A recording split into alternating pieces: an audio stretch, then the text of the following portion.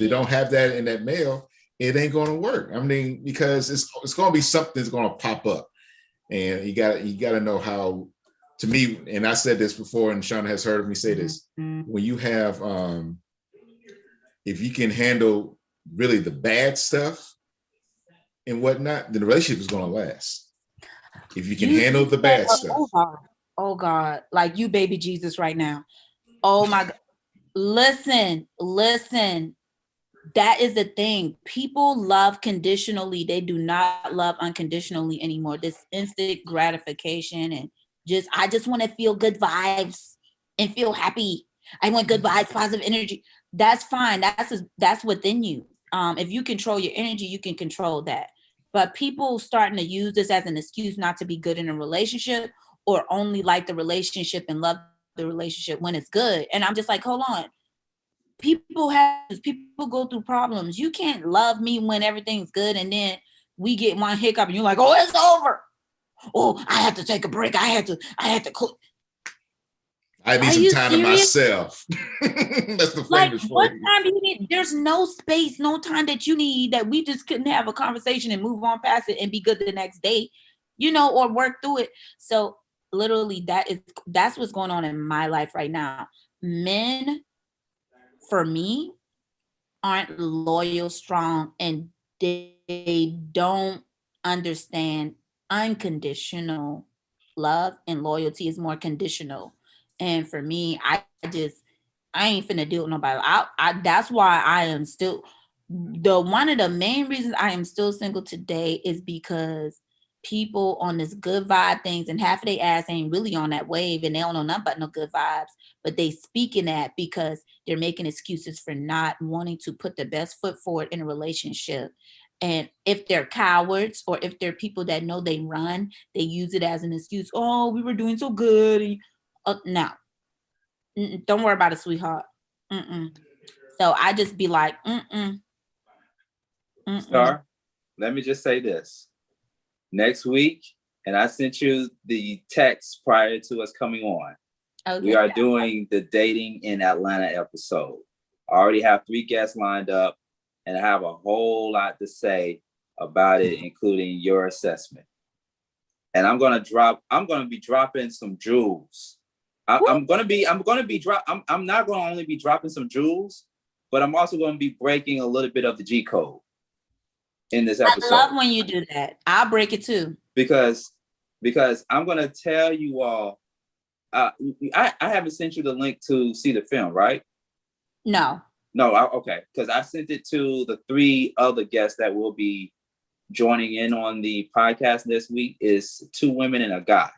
Okay. And Roland, right. Did I send you the link also? Man, you don't know. Okay, yeah. Well, DJ Roland, he been around, so he don't even need to see the movie. DJ Roland is rolling. Okay. But yeah, when I'm gonna send you the link after we get done with this production, I'm gonna send you the link, and then next Sunday we're gonna come back and have a intense conversation about it. Because I'm telling you, I'm gonna say a lot of things in next week's episode that was not mentioned in the film, or probably not even mentioned from any guy that you have had a conversation with. I'm telling you straight up from a man's perspective. I can't wait to hear it, because I don't think men want the truth. I don't think women want the truth. No, let's rephrase that. Let's rephrase that. Some men don't want to hear the truth. Or a lot of men. You can't say all men. Because I can handle the truth. Sean can handle the truth. But can that man handle the truth? That's the question. Can both parties handle the truth? Lately, finessing has been working for me. When I've been direct, they kind of don't like that. So I kind of have to use reverse psychology. And I realized oh my God, the reason why men aren't really trying to tell us the truth is because they don't want the truth either. Guess what? Some women don't want to hear the truth either. Yeah. That's what I just said. I know. That's what I'm saying. Some women really don't want to hear the truth. And when that truth hit, oh man. I agree. Whenever but you're I'm ready gonna to do it start, anyway on Sean, next week's I'll show. ride with that because I got some stuff going on. I mean, it just happened in the Well, I last can't wait. 48 hours. What? Yeah, Yeah. but yeah, the truth will set you free. Mhm. Well, Sean, I can't wait for next week then because it's gonna be lit. It's gonna be the men versus the women. 3 dudes, 3 women. Am I one of them? Ooh. Yeah, it's me, you, and one guy, and it's Okay. Star and 2 other women. Girl on guy action. Okay. Yeah, and a girl and guy. Yeah, you like that. That's why you brought up the whole idea of this adult vacation. We're about to get into.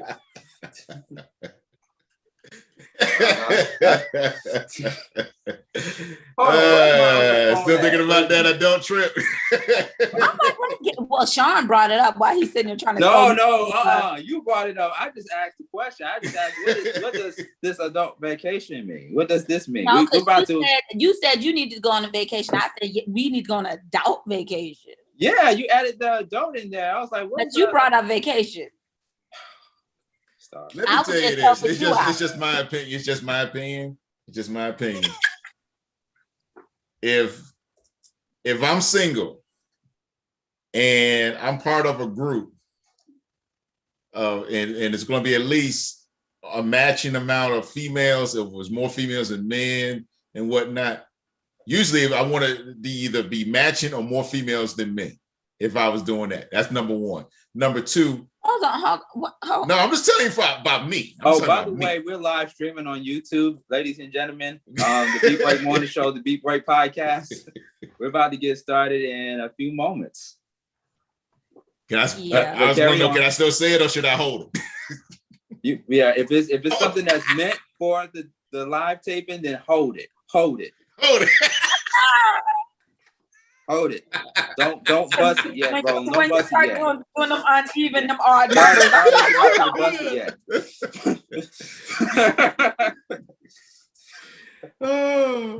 Oh man.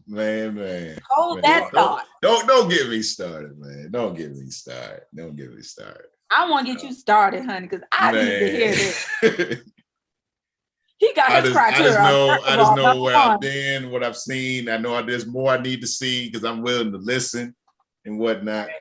That's why I'm engaged and happy for it. Sometimes you got to be that. You got to get there and do that. Mm-hmm. All right.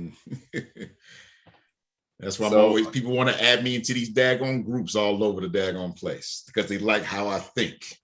They like my characteristics. So, hey, I'm not bragging. It's just how it is. It's daily. It's daily and whatnot. So, hey, it still surprises me that some females that have met me over the years, they're like, dang, they're just amazed.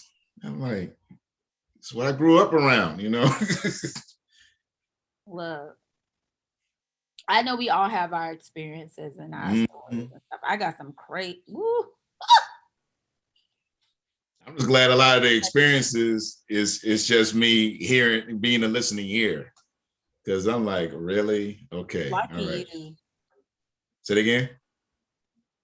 Some of those experiences I have been in myself. Right. Star, you muted yourself. Star, there you go.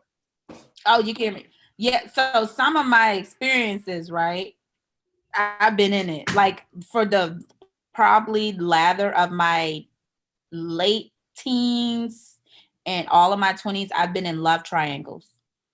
Literally. And not on purpose. No, I don't have them anymore because I had to recognize, like, okay, what is really going on around here? So you just tripped and fell one day and you was like, oh, I'm in a triangle relationship. A triangle, and then I tripped and fell again and I was in another one. And then I had tripped and fell again. And it sounds to me that you're doing it on purpose, Star. Sounds I wasn't doing it. No, I promise I was not. It was so weird. It was like some soap opera type shit. But here's the thing, going back to it, I gotta ask this. When you say you tripped and got into another one, you didn't see like the signs before you got tripped into it? No, this is it. Okay, so I'm gonna explain specifically what I mean just a little bit, because we can talk about this later. But it wasn't a love triangle like me, another girl, and a guy, like, and he's talking to both of us. No, it was kind of like I'm dating a guy, I fall in love with a guy, we break up and we're on and off. I meet another guy, just so happens it may be his cousin, or might be his best friend, or his god brother. And they know each other. And they know they're close. And I don't know. So they don't know the man rule. No, but no, hold on. 3 of them, they did not know initially that you were the woman. I was the one. Very weird shit. Okay. You remember that episode when we brought Star back into the studio at Wayworks, DJ Roland, and we made her call her, I don't know, her fling? Oh, yeah. Well, don't fling me, Sean. I don't know which story. Let me put that man on the spot. I remember that. He never forgave me after that. Huh? He never, like, he was like, hey, we don't care. I'm like, then he's not a true Christian then. He's not a true Christian then. Right. I mean, that was lit. Like, did you? I was like, on the air. Hey, it is what it is. And he already knew what you do, so I'm like, why be surprised? And he got on, like, I would have hung up. Exactly. Now, would I call my girl on the lot? No. Don't even ask. Sean knows that. So. Well, first of all, he was not my guy. We have never even kissed, okay, or saw each other privates, okay. But he liked me, and he claimed that he loved me, and he was all married with a whole family.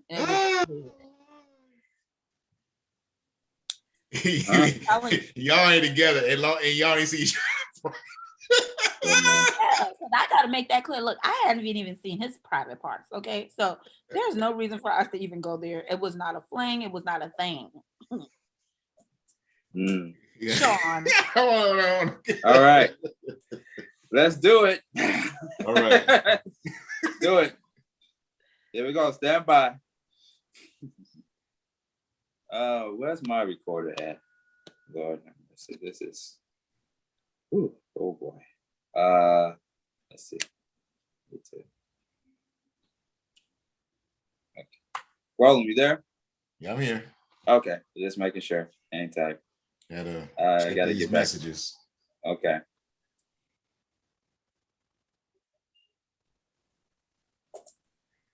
Is it recording? Okay. Huh. I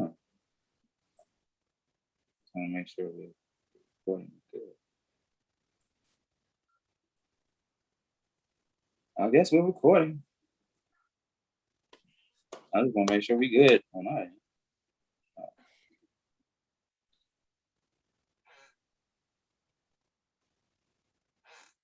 Okay. We ain't gonna worry about it. All right, here we go. Stand by.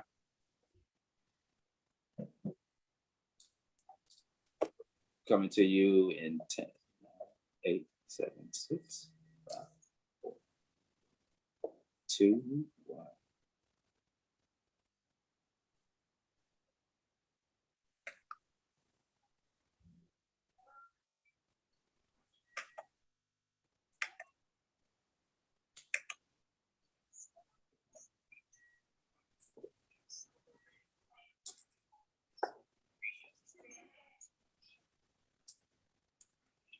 Wake that ass up! Yeah. It's the Beat Break Morning Show. Back in full effect, ladies and gentlemen, with DJ Roland. Yo. Roland, what's good, homie? Not much, man. How you doing on this beautiful morning? It is a beautiful morning. That's right. It's a beautiful day in the neighborhood. It's a beautiful That's day right. in the neighborhood. Let me get my tennis shoes on.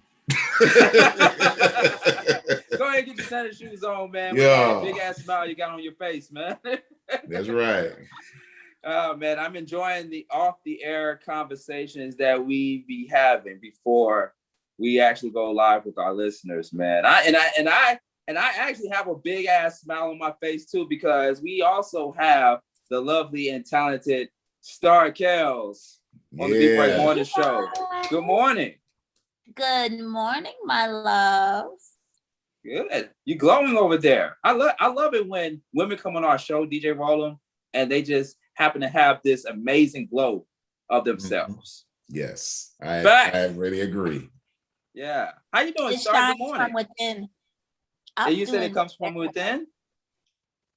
Mm-hmm. Okay. Mm-hmm.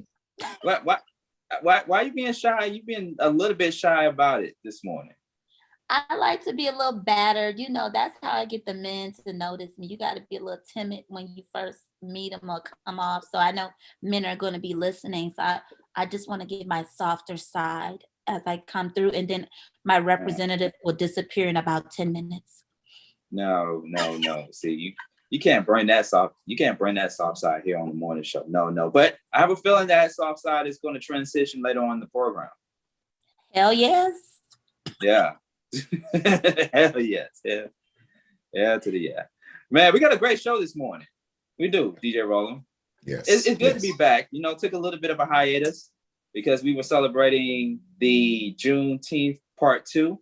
Not 4th of July, because some people feel a certain type of way about 4th of July. So we're just going to call it Juneteenth part 2.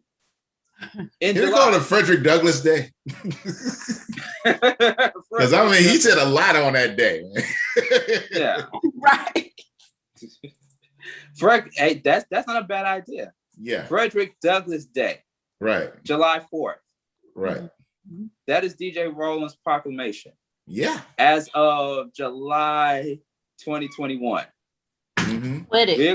We're calling it Frederick Douglass Day on July 4th moving forward. So if the powers that be give us Juneteenth Day as a confirmed national holiday, then we should reserve July 4th as Frederick Douglass Day. Can we give a hand clap for that?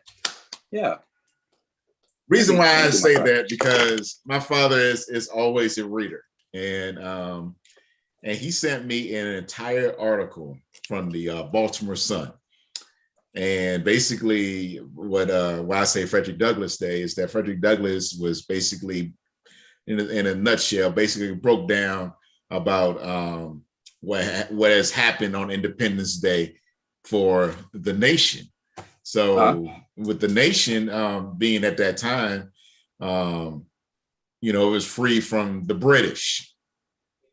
But even though it was free from the British, what you and I were doing, what people like Star was doing and whatnot. And so we were like, we had no freedom. Y'all had the freedom.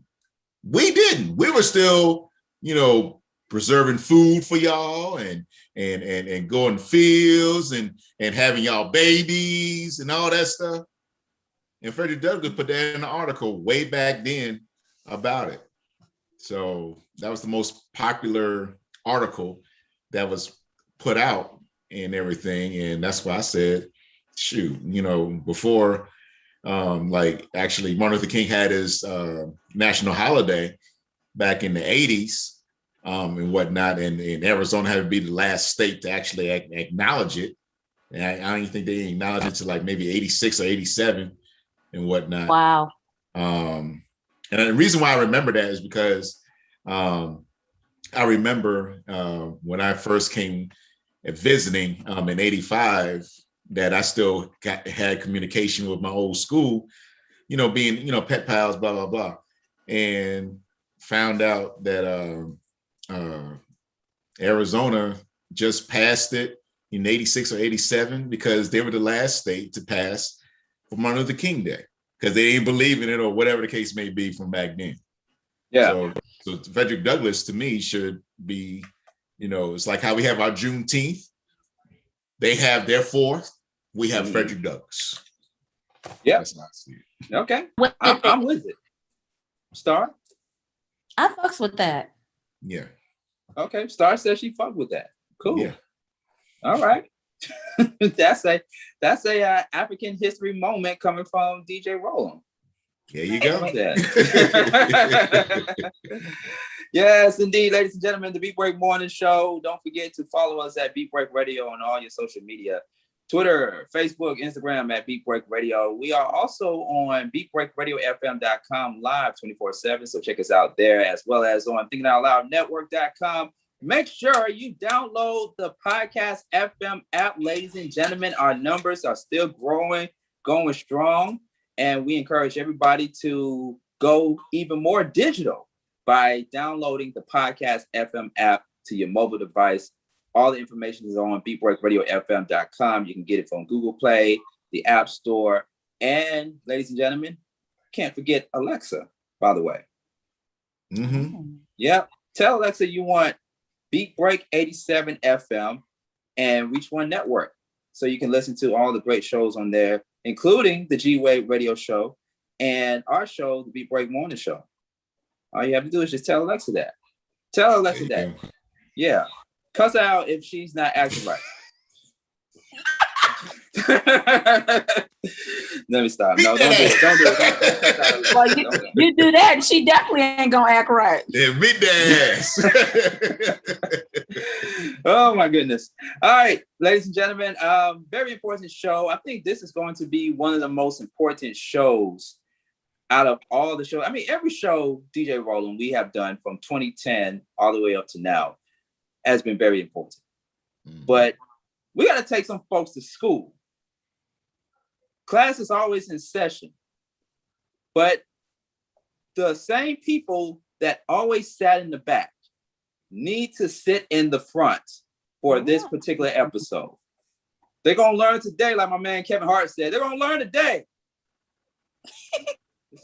Yeah. Star doesn't know what I'm talking about, but me and you do, DJ Roland. That's fine. Yeah. I like to be in the dark. You like to do what? To be in the dark. To be the nard. The dark. The dark. I know I'm not that country now. I know you heard I was like nard, like nerd. No, dark. Oh, dark. A lot of good things can happen in the dark, and a lot of bad things can happen in the dark. Yeah, especially like this adult vacation. So before we go into the topic at hand, we got to talk about, to our listeners that are just tuning in to the Beat Break Morning Show, we got to talk about this thing called adult vacation that was proposed to me by our very own Star Kels. And we talked about it offline. We didn't talk too much about it. But for our listeners out there and our viewers, because we are streaming live on YouTube, explain to our viewers and listeners what the hell is an adult vacation.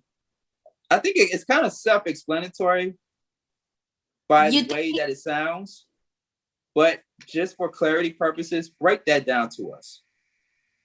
Well, before I break it down, I just want to say that the reason why I brought up adult vacation is because Sean initiated vacation. And I just suggested adult vacation. Okay, the backstory is this. I said that I am due for a vacation.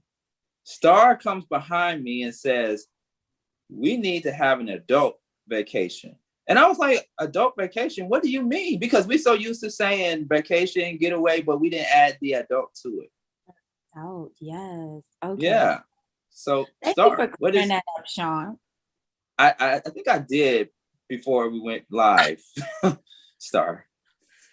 But look, okay, so I told Sean and DJ Roland. Well, I didn't really even get to explain to you what I said to Sean.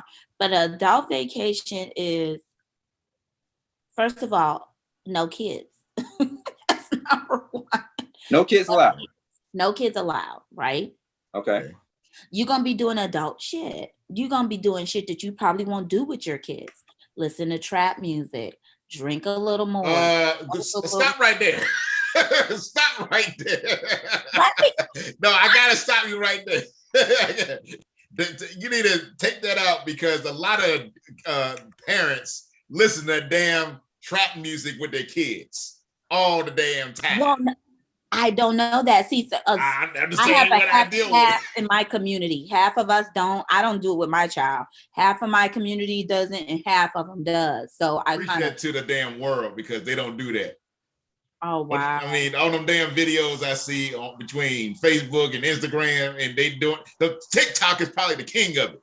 Okay, and the kids being there with the trap music. Yes. Star is the kind of mother because she is raising a little one. She has one daughter.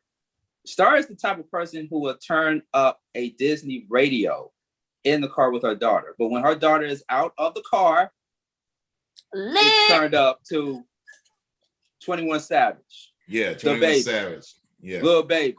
Mm-hmm. The Baby. The Baby. Not The Baby, The Baby. And all the babies. I go from Caillou to the babies. Okay. I'm just saying of me seeing videos on social media, and then when the DJ stuff and little kids are around, what I DJ is totally different. But they request to hear the dirty version, the explicit version, and I'm like, these are kids around. I mean, I'm just telling you what I experienced, and this is over the years. Wow, for real. I mean, real quick, I gotta talk about this one particular event. The event was 2 events. Supposed to have been totally clean. I let the parent hear it. Nah, I want to hear the dirty version. That's on one event. Another teenager. They just took a line out and just played from YouTube all the dirty stuff because I didn't have it in my library. What? Yes. Wow. Still got paid, but I'm like, really? So that's why I said when you said on an adult vacation you can listen to trap music, you need to take that out.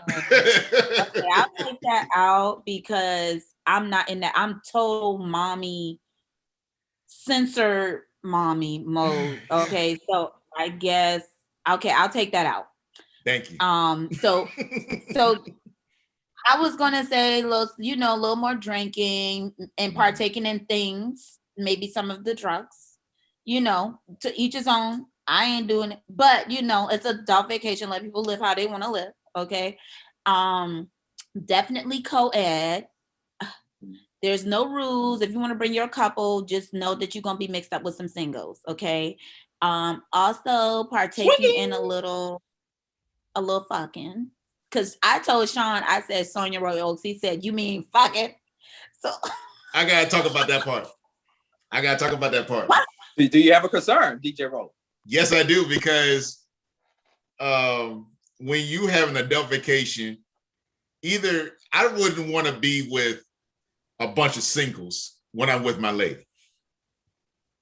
That's a choice. That's your choice. I mean, yeah. For the people who are involved, I can see a couple's adult vacation and then a singles adult vacation. Because when you're with couples, you're not really experimenting that much. You experiment, but you don't experiment that much. When you're single, you experience the hell out of shit.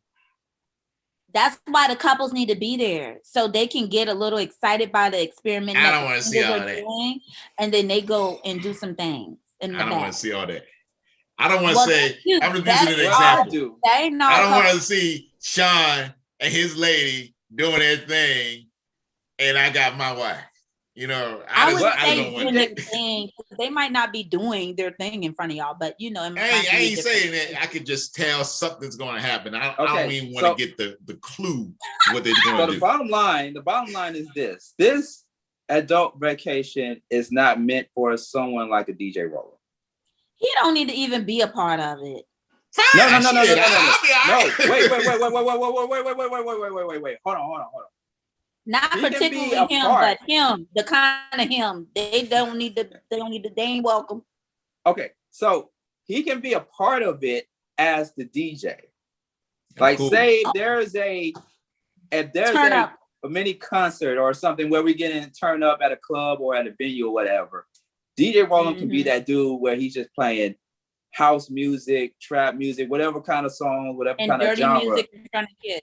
Of course, oh, absolutely. I mean, hey, we can take it. We can take it back. Hey, we can take it back to bass, booty music, crunk music. Hey, it's whatever. DJ Roland got that in the pocket. Now, as far as the other extracurricular activities, that we gonna leave him out. You need the 20s DJ Roland. That's what you need. That's what you need. The 20s DJ Roland didn't give a shit then at all. Yeah, like the old Kanye, the new Kanye. This Right. is the new DJ Roland, not the old DJ Roland. Right. I'm No, gonna you put want the old respect DJ on Roland with y'all.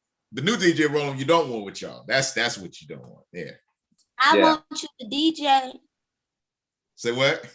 I want you to DJ. Oh yeah, I ain't got What no problem with that.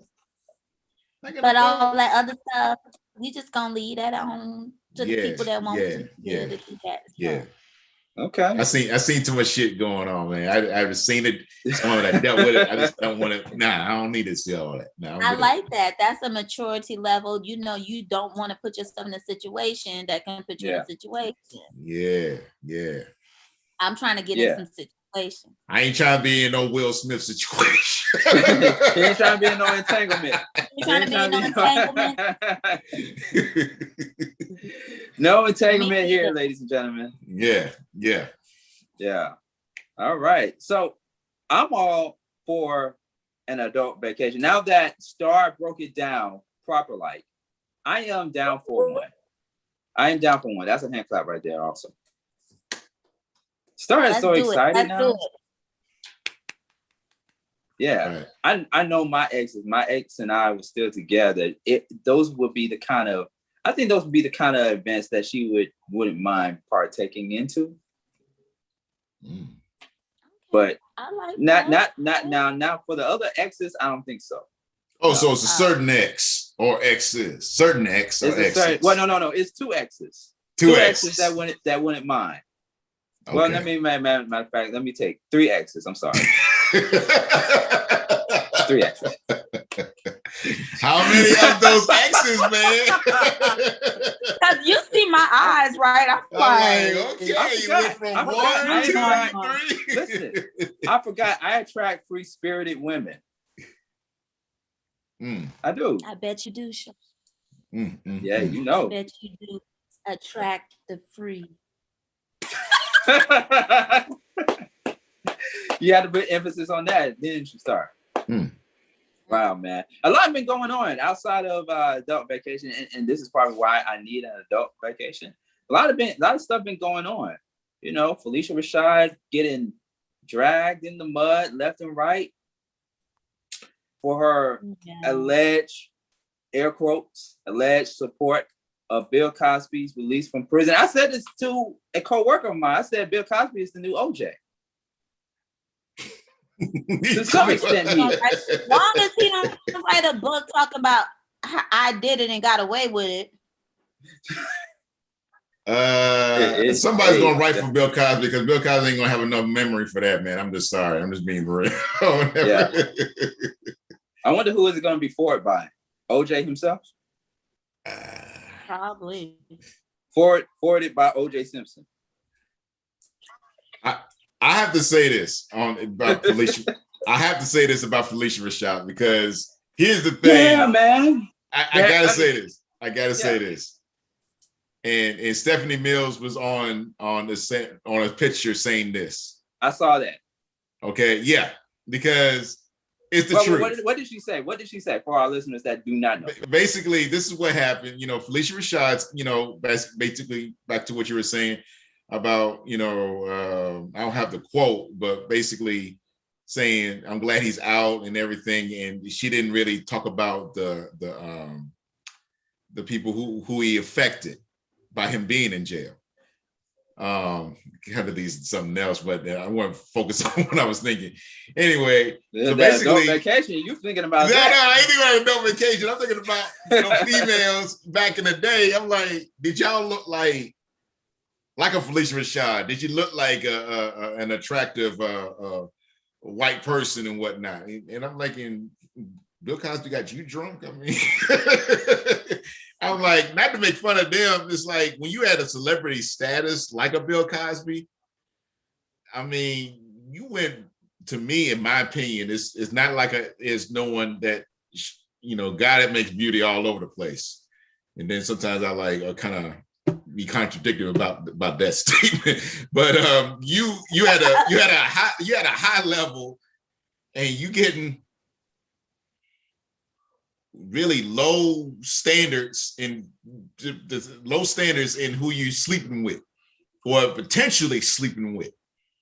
Because when you had a celebrity status, you got, they look good, like attractive to our eyes and whatnot. Mm-hmm. And then you get someone that is almost like, where you work at? Oh, I work at a local store, and they just happen to have some extra money to be at that particular bar that Bill Cosby's at, and just so happen to get, yeah. I mean, you know what I'm saying? I'm like, that's what I'm saying, and I'm like, okay, you had a celebrity status, and you just choosing that particular one just to rock your nuts. Might be a power trip, you know how it be. Yeah, power trip. Yeah, but sometimes you ain't gotta have that money to have that power trip. So Phylicia Rashad is basically defending him, and then Howard like saying, "Oh, you're not thinking about the victims that were, victimized by this. So we want to remove you from your status of being dean of what is it, College of Arts? What? Trying to have her removed." So Stephanie Mills said, the dean, or about to be was the dean of Howard University. Yeah.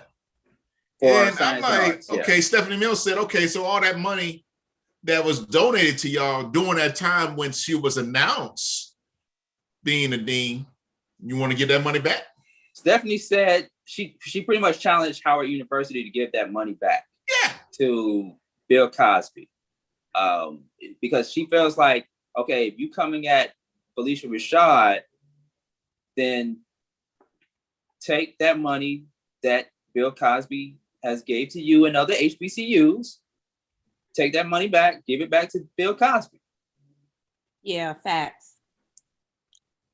But at the end of the day, people gonna still look at Phylicia Rashad, not everybody, but there are people that are looking at Phylicia Rashad differently now. I mean, will this, I wonder if this is going to cause more and more people, especially us, because we grew up watching The Cosby Show.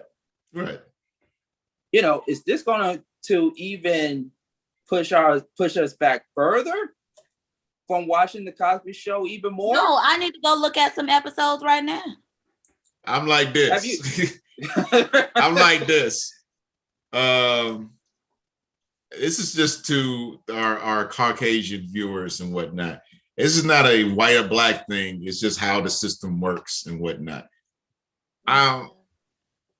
If certain things that a black person does, it's not going to be charged the same way as whites. And most folks should know that by now, just looking at what happened with the George Floyd situation. Okay, just being real. What Phylicia Rashad has said, because of we knowing about his character. Keisha Knight Pulliam didn't really say anything since his release, but during a trial, she had nothing negative to say about the man. Yeah. Because during that time when he was doing all that stuff being alleged of what he was doing a recording of the Cosby Show. Cosby Show started in '84. I'll say almost half of those victims were victimized during the time of the taping of that time of the Cosby Show. 8 years, 8 seasons, whatever, with that. Okay. And then maybe a couple of them happened back in the 70s when he was doing his stand-up comedy and whatever else.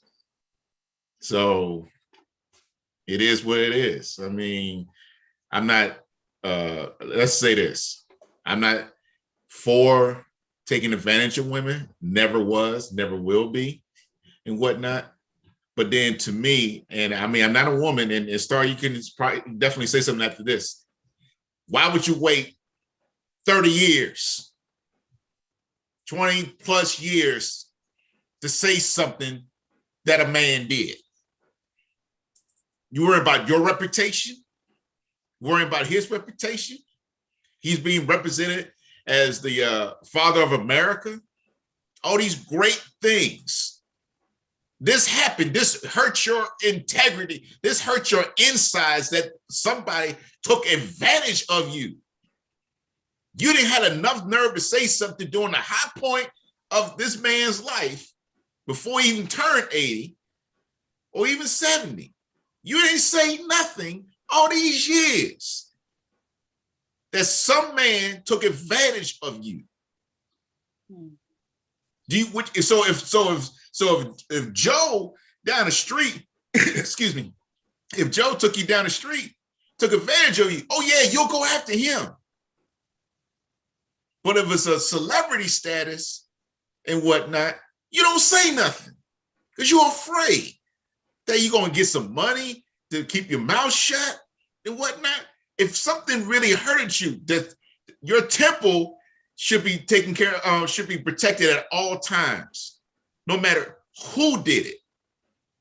So that's why I'm like, I'm not saying it's right what he did, but why did you wait 30 years? If something happened to me or Sean and whatnot, and we both know that it was a celebrity status, we will probably do two things, knowing us. Keep our mouth shut, or we try and maybe have some hush money, or we want to ruin that celebrity. That's what we would do. I want to say this to revisit what you said about Keisha Knight. She did somewhat said something about it on the Wendy Williams show. And she basically said that Bill Cosby wasn't the person that I knew. He has done a lot, especially for HBCUs and what have you. But in America, and this is what Keisha, known as Rudy Huxtable from The Cosby Show, said on Wendy Williams. I'm just paraphrasing what she said. She basically said that, at the end of the day, it's still America. A person is still innocent until proven guilty. None of us were not there. I don't know what all happened. We weren't there. I wasn't there. I feel bad for the victims at the same time, but he wasn't the person that I knew. So, the people, the cast members from The Cosby Show, with the exception of Lisa Bonet, yeah, because there were a few that looked at Bill Cosby differently now, and are like now saying or have said that he got what he deserved, or he should be punished to the fullest extent for what he did or allegedly did to those women. And then, of course, you have the kind of somewhat mid support. Would it be fair to say mid support from somebody like a Keisha or from a Phylicia Rashad? I would say it's neutral, because I feel neutral. It's mutual. Sorry, yeah, go on. So this is the thing. So I'm looking at it from inside and outside. One, what if he just didn't really do this shit? Because and they set him up. Because I thought about that too, because as a young kid, if you didn't say something, it was more justified. You're a kid, like, you're going through these emotions, these stages. You don't really know what's going on, right? Mm-hmm. But as a adult, a young adult, you out here in these streets, you sexually active, right from wrong. All of these things are happening. I am thinking, if I want to play devil advocate, you ain't say shit. If it happened, you ain't say nothing because you are opportunist and you wanted something from this man. And so in return, you went along with whatever you went along with to get what you was going to get. And I also went as deep as to think about it as if, girl, they might have even been talking about it. If you mess with Bill Cosby, he gonna put you on, that type of situation. Now that's one situation. So I was looking at that too. Like if he, it could be all of those things. Y'all manipulated the situation and now y'all playing victim. Number two, it could be Bill Cosby. Was he Jello pudding pop? really was on some other shit, power shit. Like I tasted his Jello before. Well, I'm sorry. I mean, not his Jello, but I did taste the Jello.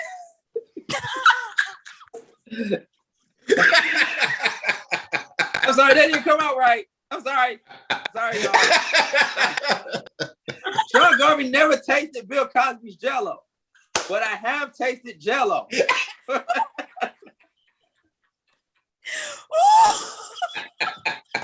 I was just going to say before going back to Star that I tasted the Jello and it tasted good. But I never tasted Bill Cosby's Jello. I can't. It caught me off guard. Oh, yeah, it did. I was just trying to make a sidebar line. That was one hell of a sidebar. Oh, man. Okay. But look. Carrie, continue on, Star. I was like, yeah, to Star. Move on, right? We're going to move past the Jello. Right. Yeah. So I think another thing I thought about, because I thought deeply about this, maybe he was on some power shit. Because even working in the industry, you get these men with these big egos and pride, and they get a little power, and they really try to use it to their advantage, take advantage of the young women who have dreams, goals, aspirations, and get them to do things that they may not wouldn't do on a normal basis with a normal guy, because this person is in a different position and may be on some like, hey, well, I'm gonna get you fired, or you'll never work in Hollywood again, or if you do this for me, if you just nibble around the tip, I'll get you a whole opportunity. So these certain things, if you put it in a young, driven person's head, sometimes they'll go for it because they feel like they have no other way, and this might be their only way. Prime example. Yeah, prime example, Harvey Weinstein. Yep. Very great example. But he's still in jail and he's dying. So, or is he dead? I can't remember. No, he ain't dead. No, he ain't dead yet, but he is. He's gonna die soon. I mean, he's very, very sick. I mean, if he survives this year, that's gonna be a miracle, So he's not gonna. Well, give him less than 3 years. So has Bobby Brown. He still survived it. That's a whole different story. Yeah, that's definitely a whole different story. Start with me. That's a whole different story. Lord Jesus. Okay. Let's get all right. Number three. Me, I'm neutral, because my whole thing is I definitely battle and fight with that.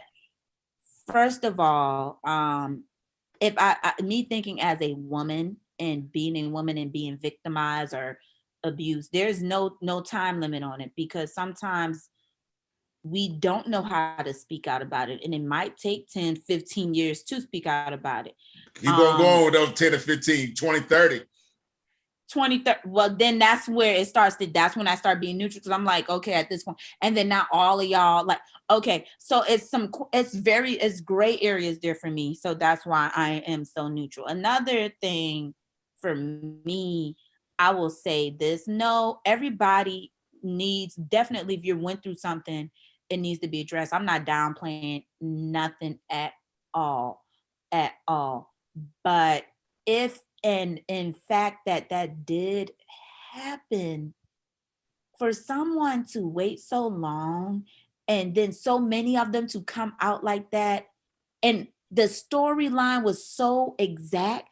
Y'all heard some of that stuff? Like, it was so, I'm just like, it just sounds, I'm neutral about it because it sounds weird to me. And then on top of that, I know that the system was set to have people that look like me fail versus Caucasians, white people that aren't Black or of color, to go into the system. They can get out with some volunteer damn work for damn doing a serial rapist or a killer. And then, we go in and they're like, off with his head.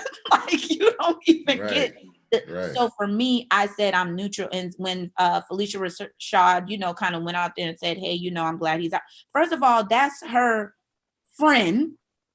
So she's going to support her friend, and she may not support the decisions that he's making, but that's just like, I don't want to see my friend in their demise, you know what I'm saying? Especially if I feel like it's unfair. And she never said that she agreed with anything that happened. It's just kind of like, hey, welcome home. Because as Phylicia Rashad, she knows the system. She's a Black activist. She knows exactly what happens in the jail, in the community, or whatever the case may be. So she may be speaking from behind the scenes of what is actually really going on. So, I mean, for people to kind of like just come at her on some, people need to be a little bit more mature and kind of look at everything and not just go straight with Thank you. You know, looking very small about things. Thank you. You said it. That's it right there. Looking right at those words, and she's really speaking from behind the scenes. You just said it and whatnot. That's why I'm getting on my nerves about what people say and whatnot. It's like with the Kevin Hart situation years ago. He said something about the gays. He actually apologized and whatnot. And Oscar's like, well, you didn't apologize this particular way. I apologize. Shit, I ain't going to damn host it. How about that? I mean, damn. I mean, come on. He's a good one, because I would have been like, fuck y'all. Yeah, for real.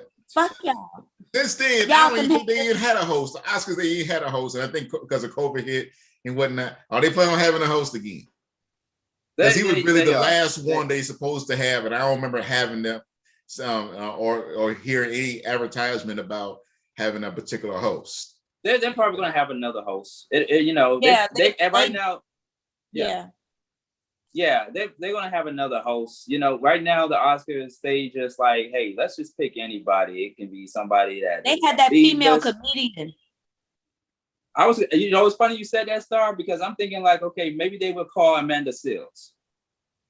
I was thinking Wanda Sykes. I was thinking about Wanda Sykes. Wanda Sykes. Yeah.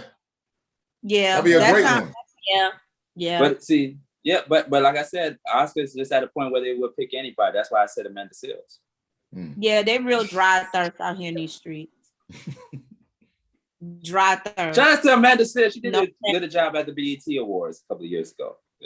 But no, it wasn't. No, in 2020. Don't be trying to come back with it. With the back.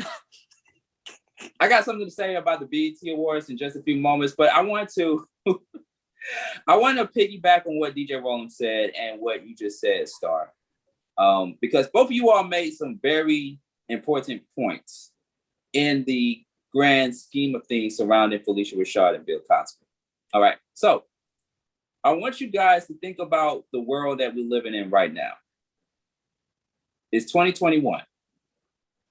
We're living in a social media society. Okay? Right. 30 years ago, we did not have social media. Yeah. You know what we did not have also?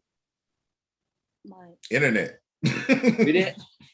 We had some form of internet, but it wasn't to the mainstream. It's not commercialized or anything. It is not where it's at now. Right. But it's something else that a lot of women didn't have. They had the women's liberation, but there's one thing that a lot of women did not have. A voice. Well, you're on the money when you said that, Star. You're on the money. Yeah. They did not have the Me Too movement. So let me take it home, ladies and gentlemen. And here's my point. 30 years ago, you didn't have the Me Too movement. I guarantee you that there were probably some women who went into that hotel room with Bill, thought they were going to get an opportunity, thought they were going to be on the Cosby Show, or they were going to get that big break. Right. Whatever happened, and they tried to speak out about it. But you didn't have that movement. They didn't have a Me Too. You didn't have a Me Too. They had a bitch like, bitch, be quiet. You better not say, I ain't finna tell. You better not. I'll give you some of this real quick, just, and just shut the hell up. That's it. Right, of course. Now, fast forward a few years ago, with the help of Hannibal Buress, and his stand-up comedy, where he was filmed talking about Bill Cosby doing this back in the day, drugging women, raping women, all that other stuff. He did it in the midst of Me Too movement. And that's why that situation happened with Bill. So when you ask the question, DJ Roland, why it took women that long for them to say something about it, especially from a celebrity standpoint, that is why. Okay. Now, in real life, in true life, there have been women that I know personally that waited years to say something about their accuser. Mm-hmm. And it's more so of a mindset. I have this philosophy where every 10 years, your mindset changes. You don't think the same way that you thought 10 years ago. So 10 years ago, you probably thinking to yourself, oh, this guy did this to me. I'm just going to brush it off, whatever. Right. 10 years later, 15 years later, wait a minute. I seen the same thing happen to this woman that happened to me. I need to say something. Mm-hmm. That's how it goes. That's how it goes. That's how it goes, bro. If I ever have a daughter, we're going to have that conversation by the time she turns 1. Facts. 1. Sounds like, and we're going to have the same conversation when she turns 2 and when she turns 3 and so forth and so forth. I got to say this. You maybe think about Sean, my young Sean. Think about young Sean. Sean was not even 1 year old yet. I went up into his face. He's 8, 9 months old. I said, you are not going to act up in no store. You ain't going to have no outbursts or anything. At months, he wasn't even a year yet. I still remember that. And I kept telling him for years on not to act up in the store. And he finally saw that at the store, some kid acting up. He said, Dad, don't act like that. No. Because I'm going to tell you behind up at home. Of course, I had to say that word behind. No, I wouldn't say I'm going to kick that ass when you get home. So this is where I'm coming from, DJ Roland, and our listeners out there. You just hit it right on the nail, DJ Roland. So my question is, because we're not doing any victim blaming around here, not in these parts. Right. Where were the parents at with these victims? Parents, why you didn't have a conversation with the kids about this by the time they turned 1, 2, 3, 4, 5 years old? Where were the parents at? I blame more of the parents than the victims. Don't give me this. When they're 16, 17, when they're 16, 17, they have their own mind. They can do whatever they want. No. Piggybacking on what you're saying, where were the parents for those victims and whatnot? Did the parents really believe their child that they were victimized? Think about that part. You got raped by Bill Cosby. Everybody knew definitely from the 50s who Bill Cosby is, and you got raped from Bill Cosby. They probably didn't believe them because of who he is back then. Well, if that's the case, then you're not. If that's the case, then you're not a real parent. Then because if it was a real parent and their child has been victimized at that time and whatnot, why they ain't put something out? Why they try to tell a newspaper report at that back in those days? I'm saying the same. I'm just saying, back in those days, newspaper was big, even small articles, whatever. That's why I said I feel like it's more to the story. I think some of those kids may have told, and then the parents may have was like, okay, it's on and popping, and they went and confronted the situation, and it was like, here go a check, be gone. That's another way of looking at it. But that doesn't mean that you are a parent. Different scenarios, right? Mm-hmm.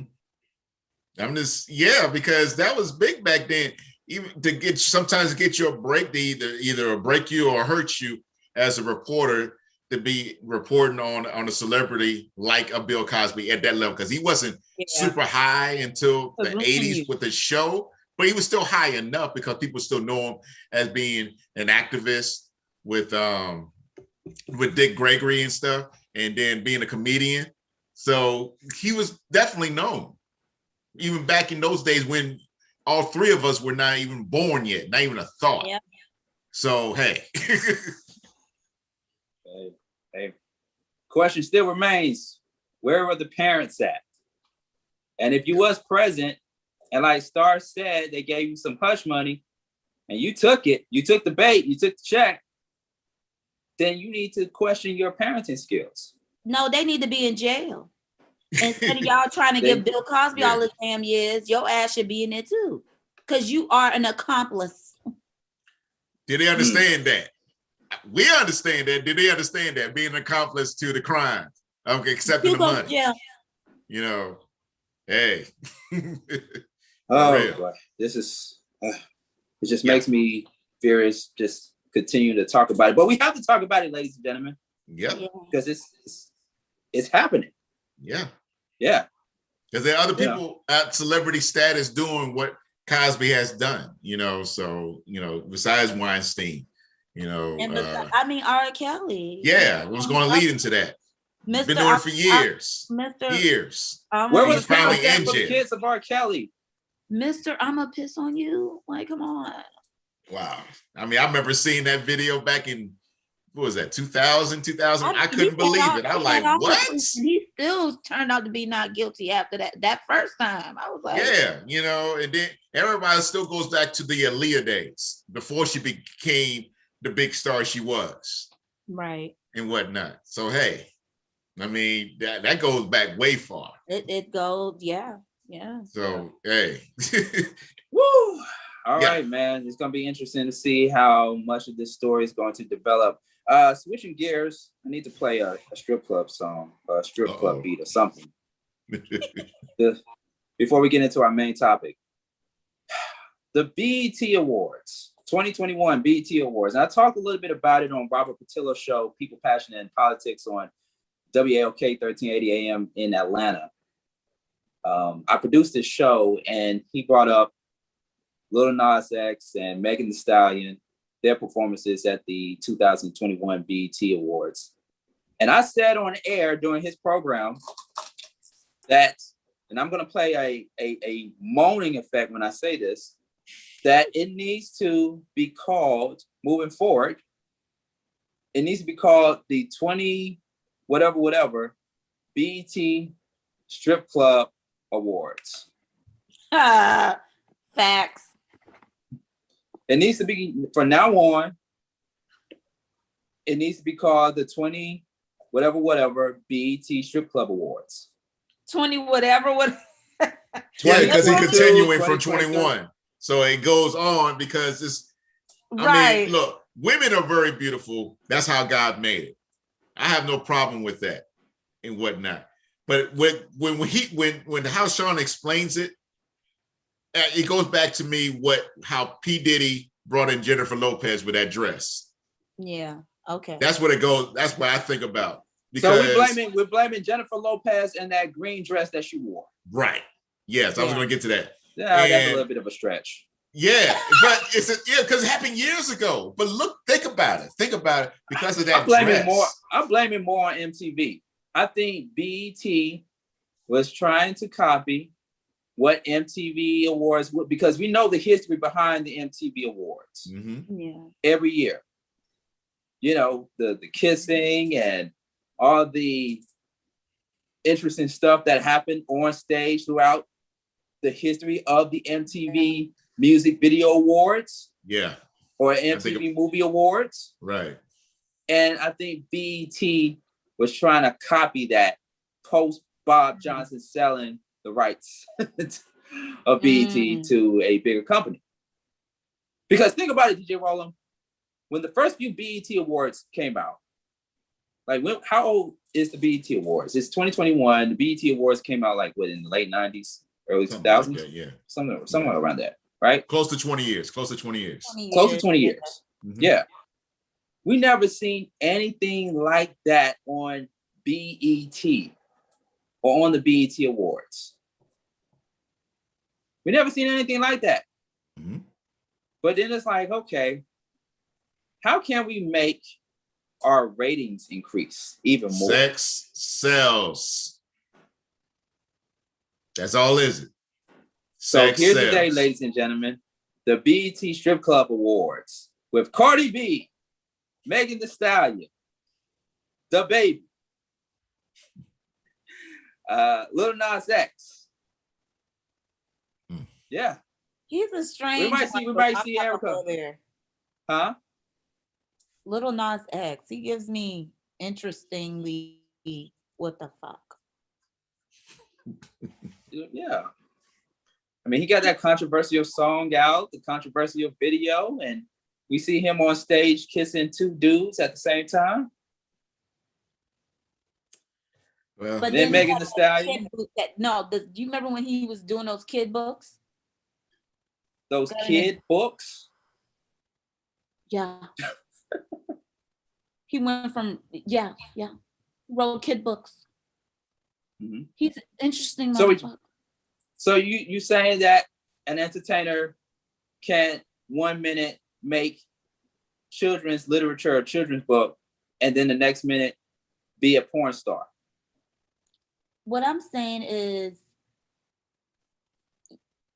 you can't say you're a role model and then go put on devil antlers and then do lap dance on the devil? Lap dance on Satan? Man, I gotta say this. What are you talking to these kids? Here's a person that comes to mind when I say he's not a role model, because he started that phrase way back then, back in the 90s. Charles Barkley. Charles Barkley has always said he is not a role model. He always said your parents are a role model. That's what he always said and whatnot. People don't. Yeah, I'm an old guy. Some people may say I'm old or whatever, blah, blah. I don't care. I'm speaking facts and I'm speaking truth. Okay. That's who your role model should be. And whatnot. Yeah, that okay. But the reality of it is social media and television and all of these outlets are raising our children. Right, so, exactly. We know. It's like how and this is a good pointer for you, Star, and you're probably already doing this already. I didn't allow my son to get into a lot of the internet until he got much older to understand what I had to teach him to get to that point. Okay. Oh yeah. He didn't get onto regular internet. He was about really started probably in 8th grade and whatnot. Mm-hmm. He's dabbed it in middle school and all that, but he ain't like get into it fully until he was like in 8th grade and whatnot, because he knew what he wanted to do and he wanted to research and he needed to get the internet to get to that point. That's absolutely fine and whatnot. He started his little YouTube page and all that stuff, blah, blah.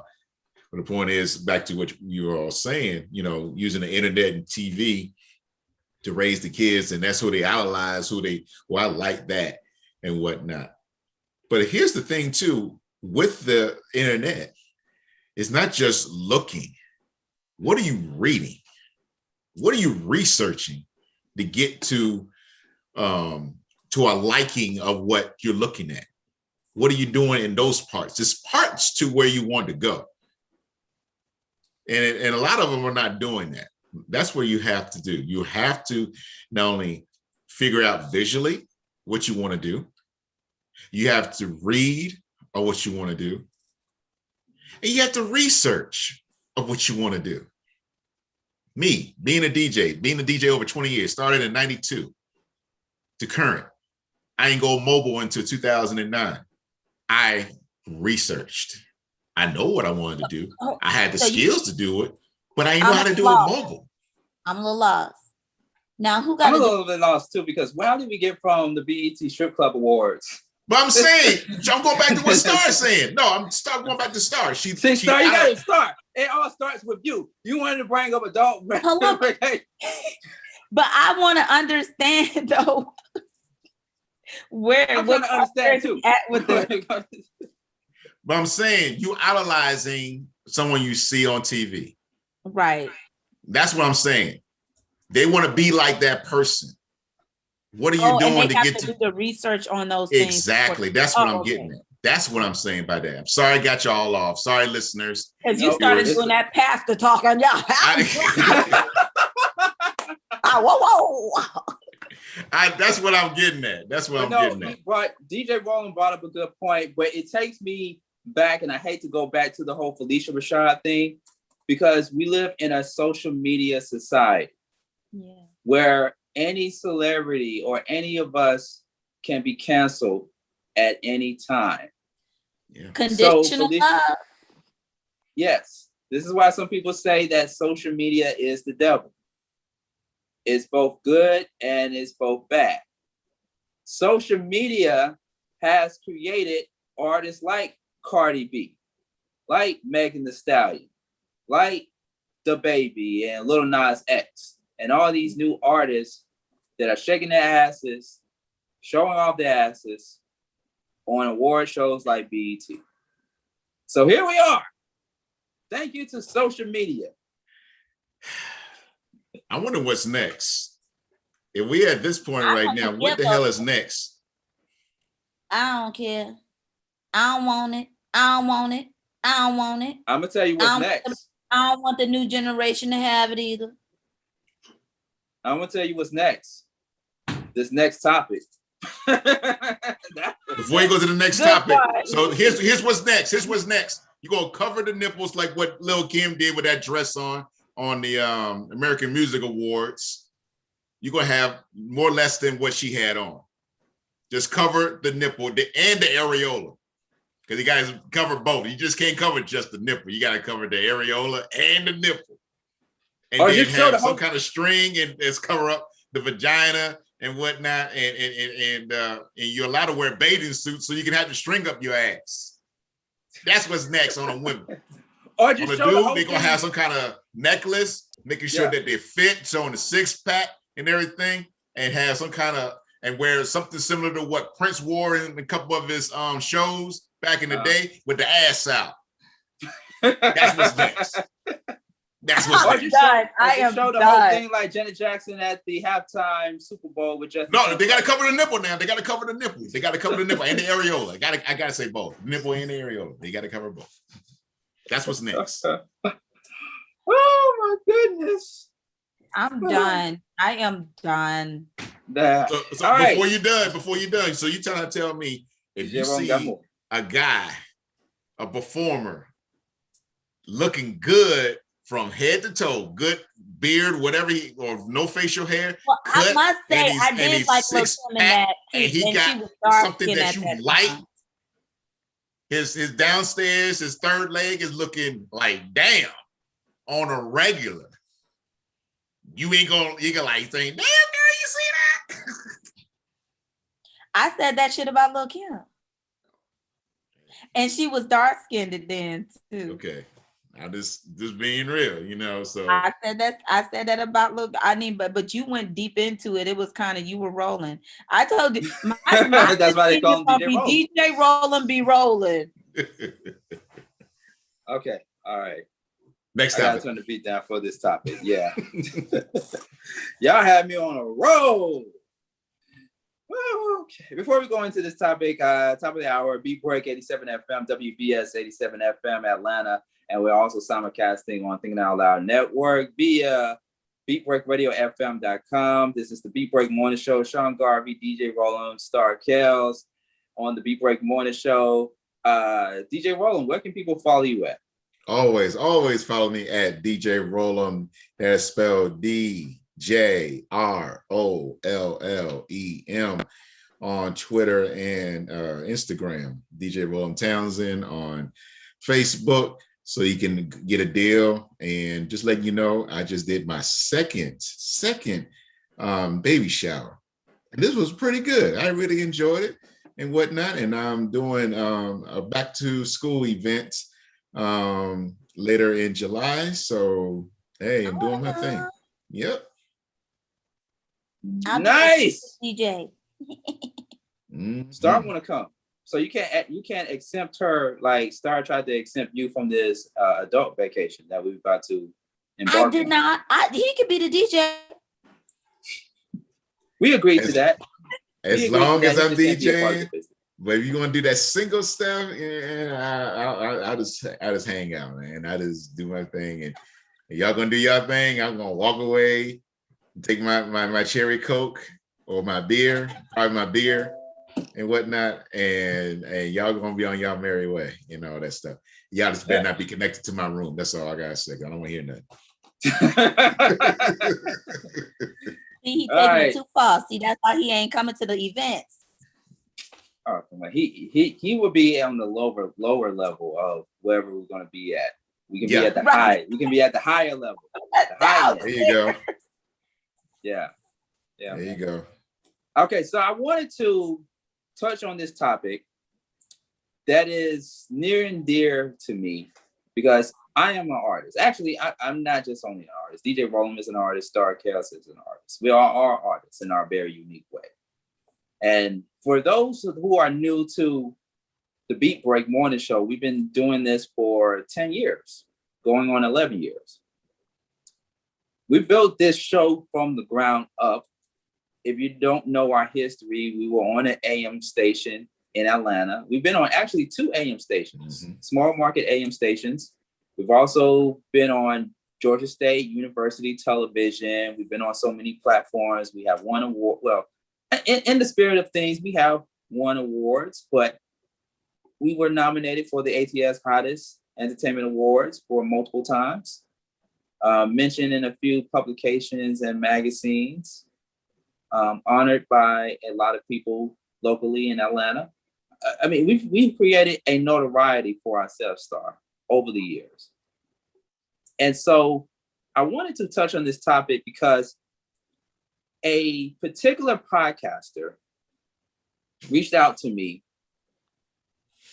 for an opportunity to be on a platform that I own, which of course is obvious is Beat Break Radio, Beat Break 87 FM, Beach One Network. It is the platform that I own and operate. And I'm not just a podcaster and a broadcaster. I'm not just some dude that talks on the mic with you guys, whether I'm doing the Beat Break Morning Show or Love and Poetry with Sharia. DJ Roland, why you laughing already? Because I know where it's going. You know where it's going. I know where it's going. I mean, looking back at it, it is funny. It is funny, but it was serious to me at the time. Right. This happened. Okay, so here's the backstory, ladies and gentlemen, because I don't want to keep pushing it on and on and on. So this particular podcaster named Laura. Oh, you put her name out there too. I didn't put her full name out. Let's just call her Laura. Let's just say it's Laura Winslow. Laura Winslow. I can't. Family Matters. Let me not even put that in the same vein. Let me not do that. No, I'm not going to do it to Laura Winslow from Family Matters. No, I'm not going to do that. Let's just call her Laura the Point. I was about to say Laura the Point Star. The Point Star. No, the podcaster, DJ Roland. See, your mind is in the okay. See, I blame this on Star. She corrupted both our minds with this adult vacation. That's it. See? Blaming it on Star. Let's call her Laura the... Yeah, because you brought it up. No, okay, let's steer away from that because we're going to bring that up again. It's going to interfere in this topic. So, Laura the podcaster reached out to me on social media and she was interested in wanting to have her podcast on my platform. I was like, okay, cool. Let's correspond via email because I do things professional. Anybody that knows me, I do things professional. Let's correspond via email and then go from there. We have a conference call, talk a little bit about your podcast, what it's about and so forth. And, also send me a link so I can hear what it sounds like. I'm also audible. So I don't want to just only hear about your podcast. I actually want to hear the podcast. I want to hear how it sounds, what your delivery is like, et cetera, et cetera. So I spoke to her the first time around via phone. We had a conversation. I gave her some feedback. Some of it was good and some of it was, hey, I noticed that your show needs some improvement. And I believe that when you are a podcaster, if you're just starting out or if you've been doing it for a minute, there's always room for improvement. Even with this show, with the morning show, there's always room for improvement. That's why we ask people, you, the listeners and the viewers, hey, email us, reach1communications@gmail.com if you want to send us any feedback on how we can become better as a podcast, as a program, as a radio show, all of the things above. So I gave her some critique, and I got the feeling that she was not coachable, that she doesn't take too kind to critique, but she listened anyway. It's like, okay, and we had about an hour and a half conversation, what have you, and then she had to go back to her duties to put together her next podcast. I was like, okay, cool. So we were going to follow up with each other a few days after that, and I went back and listened to a few of her shows. Now, let me put a bookmark in it, and let me just say this, ladies and gentlemen. I don't usually do this. I don't usually put out my business affairs like that on the air. Some things are confidential, in which I won't really talk too much about the process, because there is a process, ladies and gentlemen, for you to have your program, your podcast on our platform. There is a process just like any other entity, whether it's television, radio, film, etc. But I don't talk too much about it because it's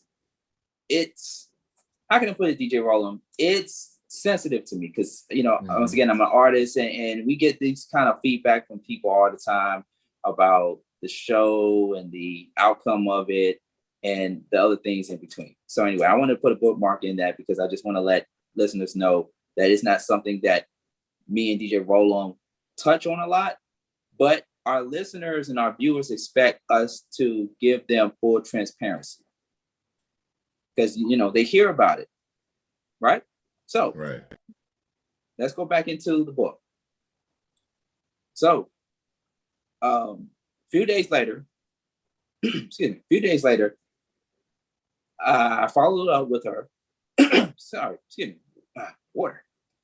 A few days later, I followed up with her because she responded back to me by asking me, hey, what is the status regarding my podcast being on your platform?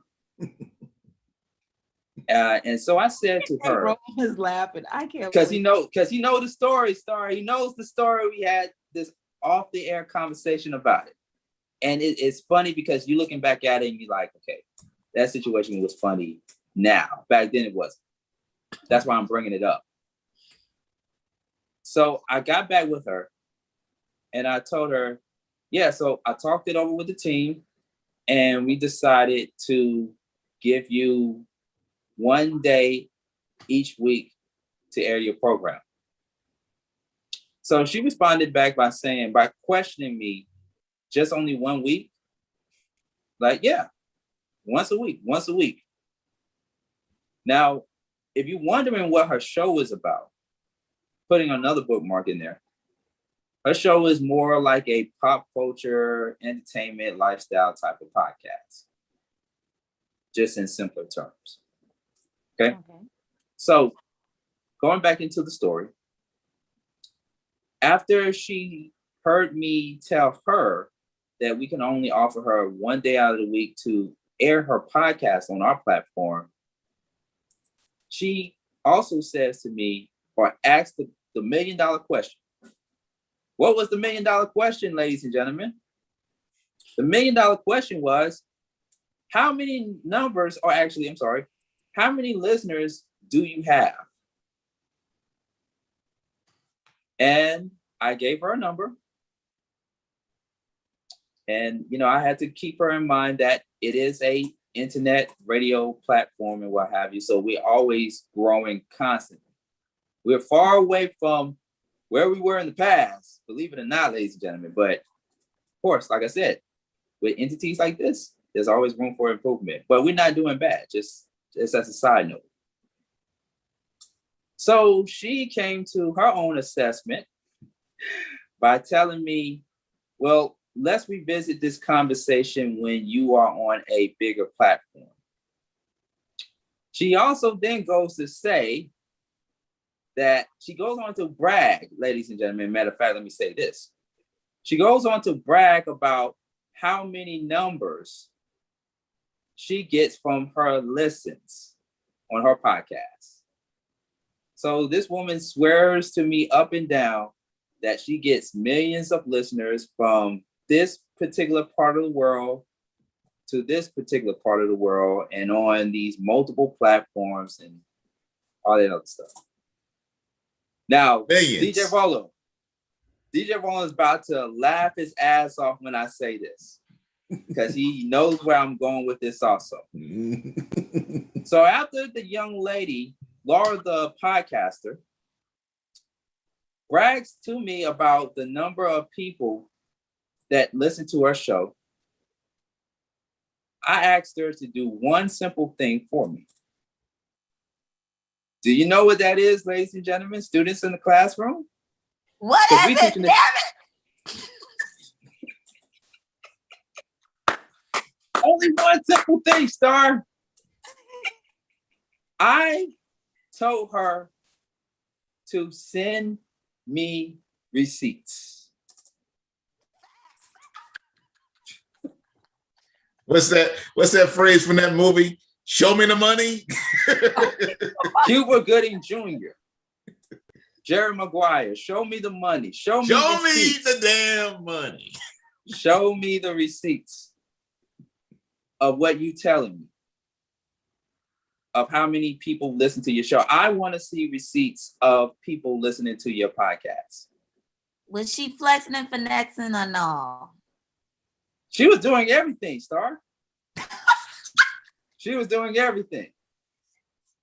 So she comes back and tells me, but I don't have to show you anything. That's confidential. I don't show that to the radio stations that I'm involved in.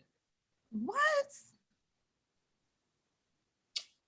So I finished the conversation because I'm the type of person who doesn't go tit for tat on social media. Sean Garvey doesn't do that. So I told her, using a quote from the great actor, better known as Denzel Washington, also known as Alonzo from Training Day, in that one scene where he was in the car with Ethan Hawke's character, I said to her, it's not what you know, it's what you can prove. Have a good day. Facts. I love it. Yep. There you go. Yep. Fast forward, after I blocked her, because I saw where it was going. It was going to be confrontational, and I didn't want it to take it to where there was no point of no return. I went on my rant. And I pretty much... Yes, Star. You checked her. I checked her. And then you went on your rant. I went on my rant, yeah. Oh, you was lit. That's why I'm saying. That's why I'm talking about it, because I was lit at first, but I can actually have a conversation about it now, because like DJ and I was doing, we were laughing because it's funny.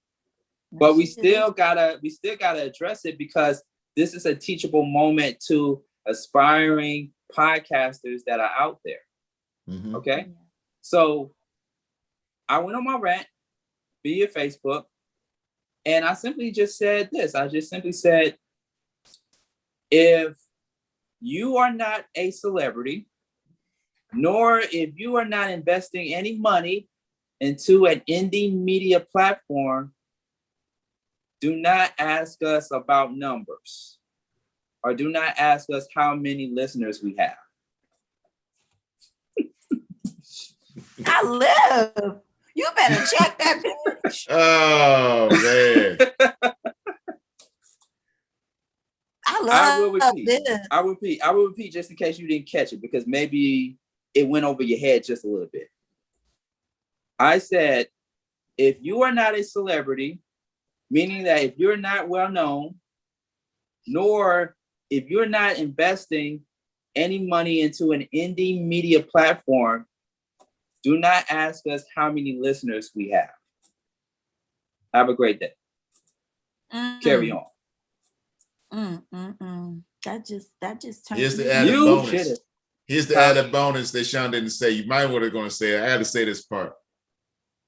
He asked people across this country and a couple people internationally who she is.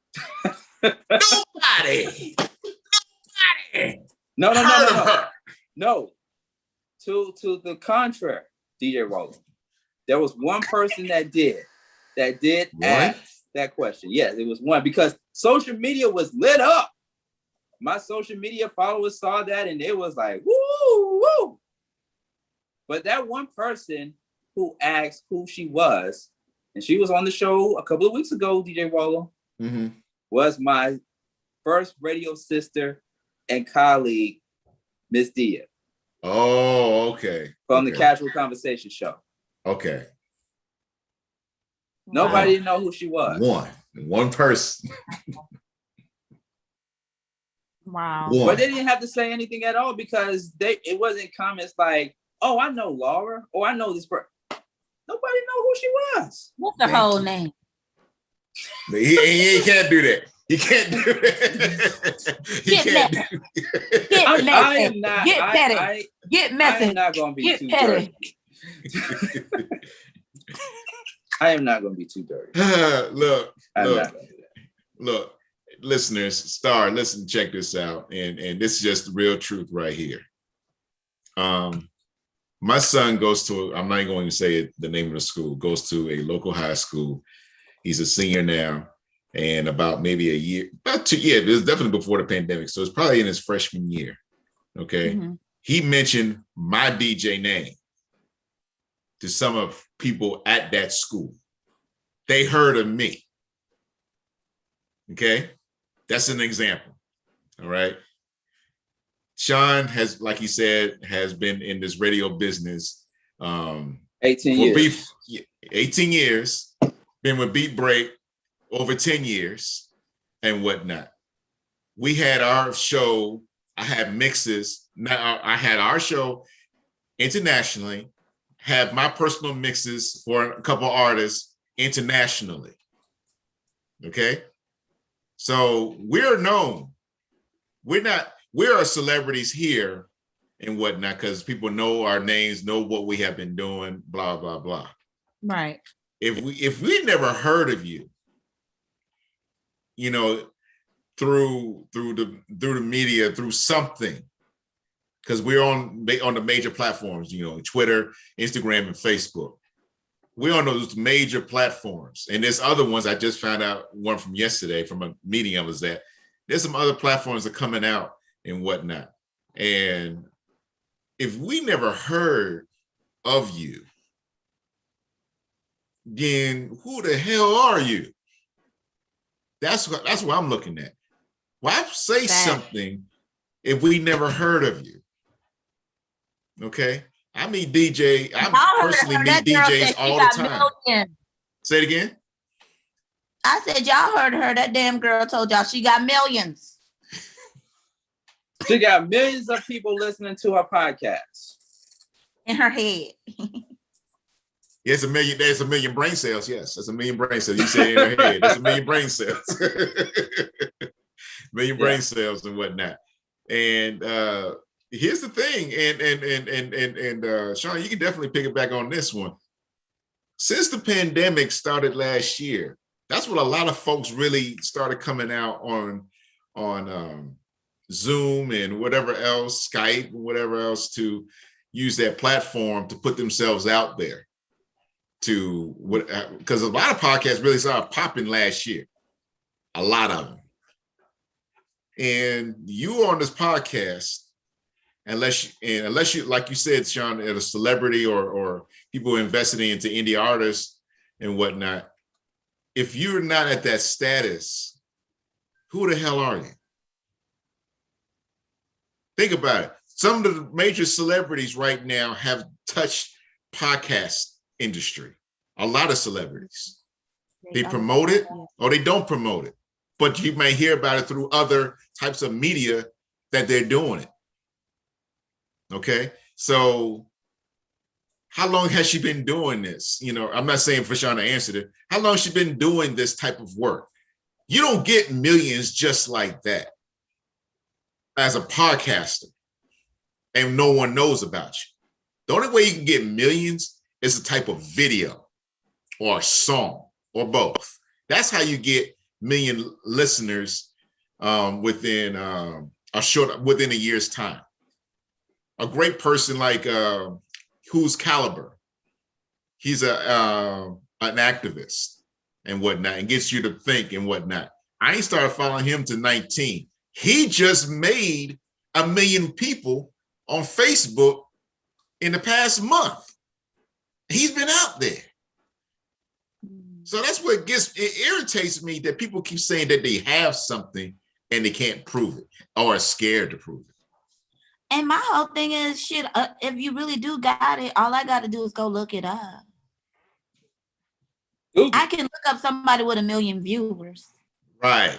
I can find out if you really got the list. I can find out. Okay.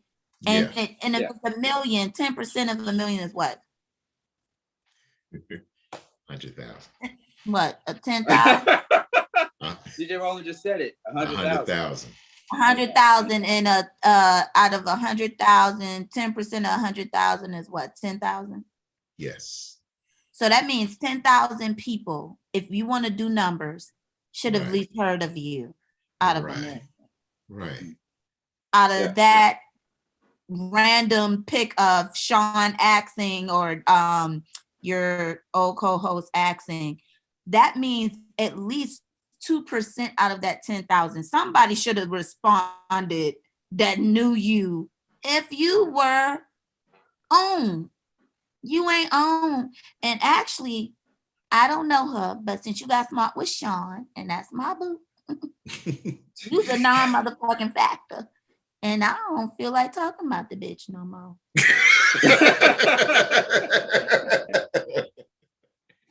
Real time. Yeah, I mean, I tell folks when I promote myself, promote DJ Roland Productions and whatnot, I say just Google it. Google it.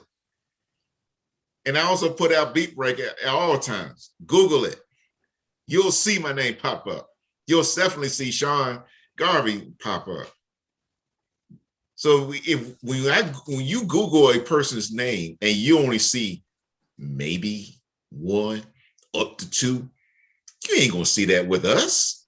You're gonna see what possibly up. I'll say I'm probably being greedy. You might say maybe about 3 pages up to us in Google if you just type our names in. Here's the bottom line. Here's the bottom line. Okay, because we can talk about numbers all night, all morning, all day. Mm-hmm. Yeah. Okay, we're in this digital world right now where to a lot of people, it is about numbers. The podcast, or just podcasts in general, has now grossed into $1 billion industry. Billion with a B.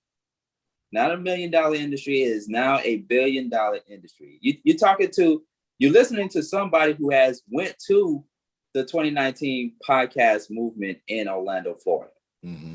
Yeah. Hundreds and hundreds of people from around the world, around the country, from different regions came down to this conference to network, to showcase their podcast, to be a part of something that they hope will help generate money to their podcast and bring listeners. So is it a numbers game? Yes. Is it a money game to some extent? Absolutely.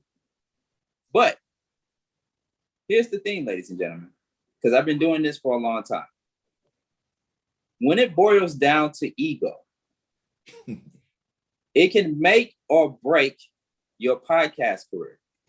Yep, there you go. You said it. The lady that I had a conversation with and said all those things to me came from a place of ego.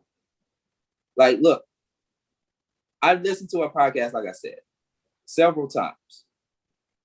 She had notable people on the show. I'm not going to say who they are, but she had notable people on her podcast episodes. We have had notable celebrities like people on our podcast too, from 2010 all the way up. We can go down the list from Taraji P. Henson, Cedric the Entertainer, DJ Cool, Red Alert, Stigman of Dead Press, Raekwon from Wu-Tang. List goes on and on and on. RL from Next. We can go on and on and on. Cat Williams, on and on and on. And outside of that, I have talked to dozens of celebrities from other platforms outside of Beat Break. But when I'm in the world of business, I never want to find myself speaking from a place of ego. You know, yeah, it sounds beautiful to say that I've been in broadcasting for 18 years. I've done it all, seen it all, whatever. But let it be another platform that comes to me and say, hey, we want to pick your show up, the Beat Break Morning Show with Sean Garvey, DJ Rollo, and Star Kells, and whoever else is on the morning show. We want to pick your show up, syndicate it. We'll give you this amount, blah, blah, blah. My first question should not be how many numbers does your entity have? That should not be my first question to you. I'm going to have a lot of questions, best believe that. But if that's going to be the question, how many numbers, how many listeners do you have on your platform? That's not going to be number one. Right. I look for integrity first, before numbers, before listeners. Right. Tell me about your radio station. What is the mission behind your radio station? How is your radio station or your podcast platform from all the 1 million, 2.5, 1.25 million podcast entities that are out there? How are you different from this podcast network? How are you different from Beat Break 87 FM? How are you different from Thinking Out Loud Network? How are you different from Podcast One? How are you different? That would be one of the first questions I would ask in the line of business. And, you know, if your podcast platform serves an integrity where it's in place to empower people of a community or empower people around the world, then I would love to be a part of that. If you only have 10 or 20 people that listen to your platform. And maybe when we come over there, or if we come over there, if the business is straight, we can help grow your listening audience. But the first question should not be how many listeners do you have? Because guess what, DJ Rolling, Star Kells, and everybody, we've been asked that same question for almost 10 years. Yep. I heard that many times. Many times. And guess what? People, students in the classroom. We came on in 2010, right? Mm-hmm. There were a few other internet radio stations, not podcast networks, but internet radio stations that have been in existence after us. A lot of them had more listeners than we did. Where are they now? Gone. I heard an echo in that, like evil, like gone. Because I'm trying to make a point, because these people don't know the business, Star. They don't know the business behind what we do as podcasters and internet radio. Huh? You giving me fire. Ooh, I love it. It's turning you on? Who gonna check me, boo? I doubt Vacation. We'll save all that for the adult vacation. Right now, we're trying to educate these folks out here because these folks out here don't know. Yeah. They don't know. They don't know about this business. Put them on game, Sean. Just put them on game. Listen. If you think it's okay to tell other people that you have millions of listeners that tune into your internet radio station, that's why I'm taking it outside of podcast for me. If you're telling a certain amount of people or a person in power that you have these many listens, that you have millions of people that listen to your internet radio station or your podcast platform, okay, you have to show what you are proving. Because when I listen to these internet radio platforms, Star, you still with me? DJ Roland, you still with me? Okay. I'm here. All right. I know I'm getting loud, but I'm trying to make a point. I'm listening. When I hear these internet radio stations, I'm not going to call them out. Some of them I know personally. When I hear these internet radio stations and these podcast platforms, what is the one thing I do not hear on these entities? I don't hear a McDonald's commercial. I don't hear a Target commercial. I don't hear a car dealership commercial. And these are the same people that talk about, man, I'm trying to get Walmart as a sponsor. I'm trying to get Target as a sponsor. I'm trying to get this big corporation as a sponsor. But I don't hear them on your radio station, though. I don't hear them on your podcast show. And then when you get your podcast shows on these platforms like Spotify, iHeart, Google Podcasts, in which we're all on all three of them, including YouTube, et cetera, it's Spotify and iHeart that, and even TuneIn, can't forget TuneIn Radio, they're the ones that are playing the car dealership commercials and the McDonald's and all these big sponsors before, during, and after your podcast or your program. Now, here's another question for you, podcasters and internet radio broadcasters. Is Spotify, iHeart, and Google Podcasts, YouTube, TuneIn, et cetera, are they cutting out checks? Because if they are, then let me know so I can get a check too. I mean, let me find out. Star needs a check. DJ Roland needs to check. Everybody that has been an alumni of Beat Break Radio from 2010 all the way up to now needs a check. Because let me say this. If I find out that you are this big time radio podcaster or this big time internet radio broadcaster that says you got 1 million people listening to your platform and you working a 9-to-5 job at Trader Joe's, or you doing Uber and Lyft as your full-time job. If I find out about that, I'm going to call you out on my podcast. Check them. Let me find out. Yes. Find out and check they ass.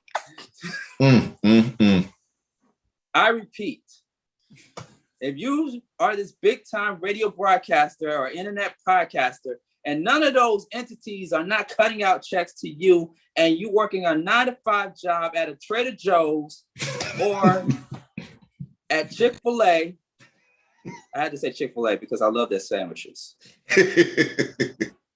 And all these other big retail stores, or even at a mom and pop store, you doing Uber and Lyft as a side hustle. But yet you say you got millions of listeners that tune into your podcast or your radio platform. Show me receipts or I'm going to call your ass out.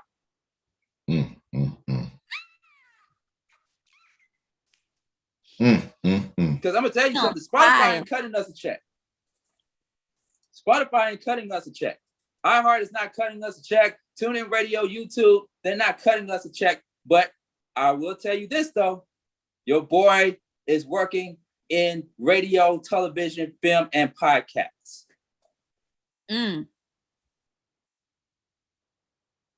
I am behind the scenes for one of the billion-dollar sports networks that is airing right now on your television sets. I am the producer, one of the producers for News and Talk 1380 WAOK, the #1 Black talk radio station in Georgia. And I got a podcast series coming out. And I'm the owner of this radio platform. And no, I do not work a 9 to 5 at a retail store. And I'm not downing those that go out there and get their grind and get their hustle on at a UPS or at a Trader Joe's. Because guess what? I did come from that background of working at a retail store or from a UPS. Hell, when I was in my earlier years in radio, I was working at Phillips Arena, working security, while I was getting my ass up and going to WRFG at 12 in the morning for casual conversations at 2 a.m. at the age of 19. What the hell are you doing? What are you doing? I've been doing this since I was 17 years old. I'm 37 going on 40. Woo! What have you been doing? Have you got your ass up early in the morning to go do the Reggie Gay Gospel Show from 5 a.m. to 10 a.m. on an AM station in Atlanta? What have you been doing? Have you been working at NPR to evaluate podcasting for an NPR affiliate station in Atlanta? What have you been doing? Have you been interviewing or producing shows for major radio broadcasters? Have you been in the conference room with the likes of Frank Ski, Ryan Cameron, Joyce Littell, Greg Street? The list goes on and on. What have you been doing? You better drop names. Wait, hey. Let me get my gunshot. Get something to drop. Get something to drop. Drop. What have you been doing? Man. Have you Who gonna check me, boo? Who gonna check me? Have you been a program assistant? Have you been a program director or an assistant program director for a gospel radio station back in 2009? What have you been doing? Where have you been? I'm waiting. This is not a question for DJ Roland and Star. They know the game. They know the fight. But some of y'all podcasters trying to be the next Howard Stern or trying to be the next Angie Martinez or trying to be the next whatever, Charlemagne the God and all them, talking about you got 1 million people on your platform. We don't believe you. You need more people. You need receipts. I need receipts. We're a great platform. Big Break Radio 87 is a big opportunity. And we were on before all these other podcasts, yes, radio platforms. It's not to down us. It's nothing what I'm about to say is not to down us. You need us when you have 1 million folks. I like how you put that. Yeah, okay. You need us when you have 1 million folks across the world. What we already do. Should we be going to you with your 1 million folks that you have across the world? But the millions, because if you're talking about millions, you got to include celebrities, right? Right. You got to include celebrities, people of influence, not just only celebrities, also activists, politicians, pillars in the community. Potential sponsors, business owners. Like, I'm not even hearing the mom and pop stores that are being advertised on these podcast platforms and these internet radio platforms. Right. And let me just say, because I don't want people on social media to get it twisted, I'm not calling out every single radio station. Like I said, I know some of the people, me and DJ Roland, even Star, we know some of the people who work in internet radio. They know the fight. Yeah. They know the fight, especially from us Black podcasters. They know the fight. They don't hear me though, DJ Roland, because they know if I was a white Jew, if I was a Jewish white guy, oh, it would be even more on and popular. Pick the Jew. Why did you pick the Jew? Because of their money. That's why. It's not the money. It's not just the money. It's the support. Yeah. The support too. Yeah. Right. I've been on a spell, I guess, telling people to support indie media platforms. I did not only tell people to support Beat Break Radio, Beat Break 87 and Reach One. I told people to just support indie media platforms. This platform ain't meant for everybody. But I will say that there's another platform that is meant for other people. There are multiple radio platforms, internet radio platforms that people can go to that are catered to listen and they can show support. But put your money where your mouth is, though. If you're going to talk about you got millions of people listening to your platform. Do we have millions of listeners? No, we do not. Would it be great to have millions of listeners listening to Beat Break Radio every day or every week? Absolutely. The more, the merrier. But we are here to serve a purpose, and it's to serve a community. To those that are looking for something different outside of mainstream. And then you have some that still want to do what they do with the podcast thing, but they want to go mainstream at the same time or want to be a part of the mainstream world. And if that's fine. But if you don't mind being handcuffed,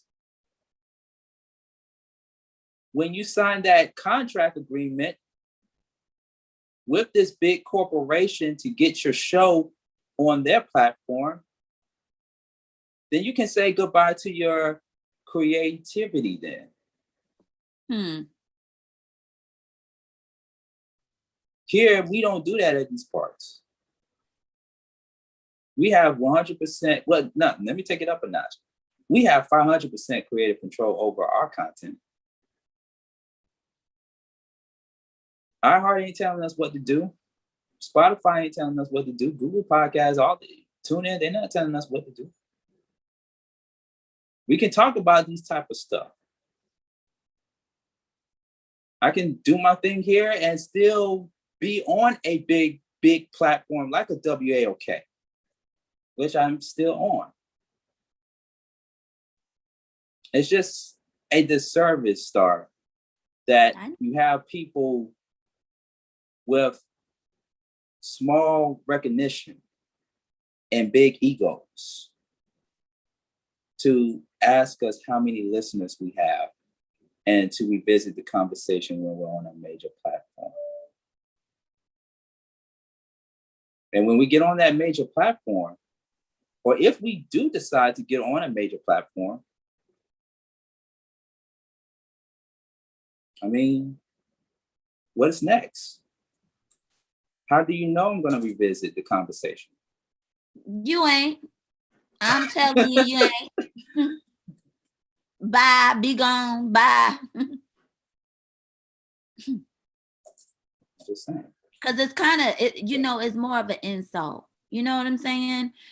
You didn't do your history. You didn't do your research, and you're out writing a check that you can't cash, and you're out here smelling yourself, and you stink.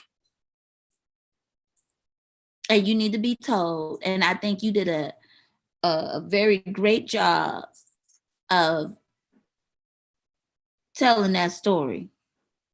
Okay, letting it be known what it really is and how much blood, sweat, and tears have been put into it, how much experience, how much wisdom and history that comes from this, and the sacrifice, not instant gratification. And then on top of that, lying to make yourself look bigger than you really are. That's the worst part. That's beyond fake it till you make it. That's just extremists. What are those people called? Those sociopaths? No, you went that far. There are a few of them. There are right. of them like out there. I mean, they real dry thirst out here in these streets. So, and ain't nobody revisiting no damn sociopath. But I don't want to go that far to her calling her I a took it there, my sociopath bad, but because we still dealing, because the thing is, to be fair, Star, we are still dealing in a world of people who are suffering from mental health. Speaking from a person who has experienced that mental part health. is true. Yeah. Right. I'm a little thrown off. Mm-hmm. Yeah. Yeah. But we still cannot excuse people's behavior towards other people that have been doing this longer than they have. Right. Right. I 100% agree. Yeah. Oof, man. So DJ Roland had to step out for a moment because I'm sorry, DJ Roland, I was on my Joe Budden moment. I was having a Joe Budden moment. It's okay, man. But, me being in this DJing industry, man, now that's a guy with 1 million listeners.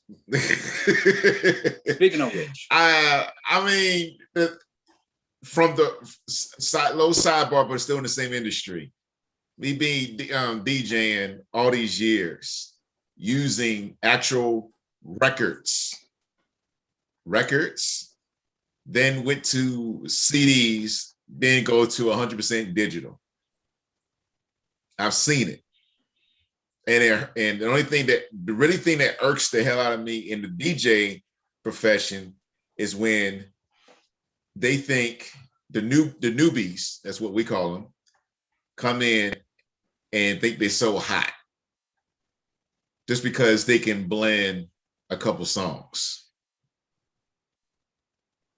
You're blending just trap music and whatnot. Oh, you great. Because the crowd likes it. I'm this club DJ and I can do all this. Like, okay, great. That's fine. What else can you do? What do you mean, what else?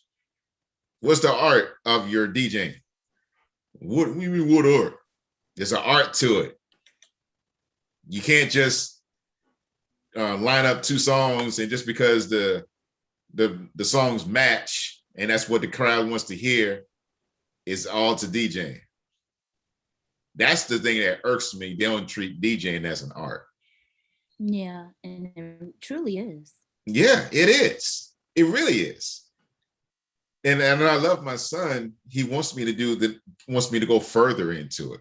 He wants me to really produce from beginning to end, not remix, produce.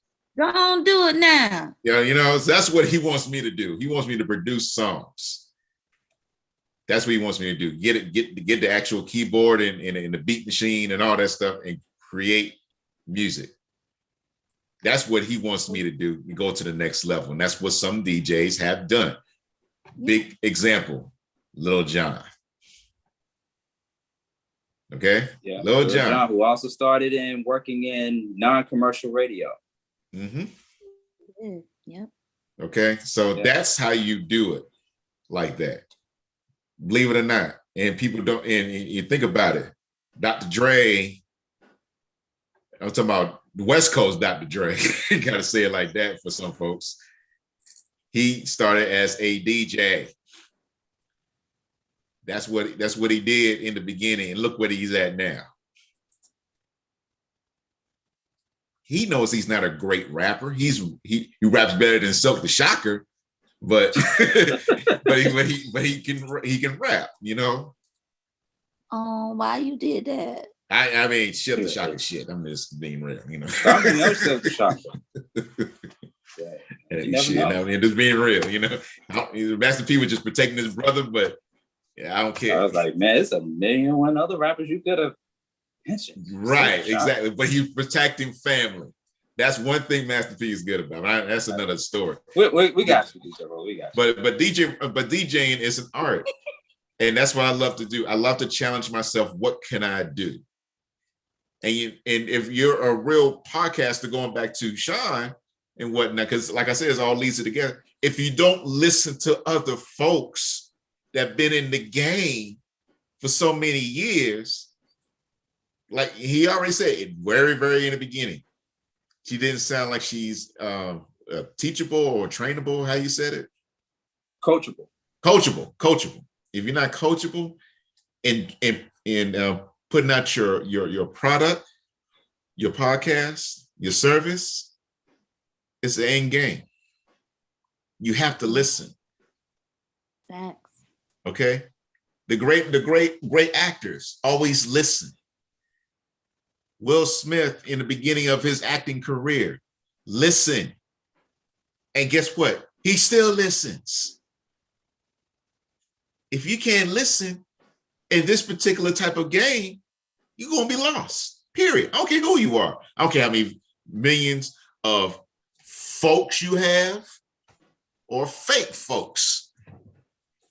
You got to be coachable in any type of industry and whatnot. That's what I love about my son. He knows, even though a lot of folks think he's great now, he doesn't think he's great, even though we think he's great. And I ain't just doing it because that's my son.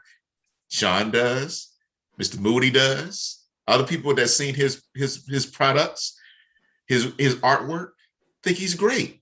But Sean says, no, I'm not great. I'm working on being great, but I'm not great. Hey, what does that say?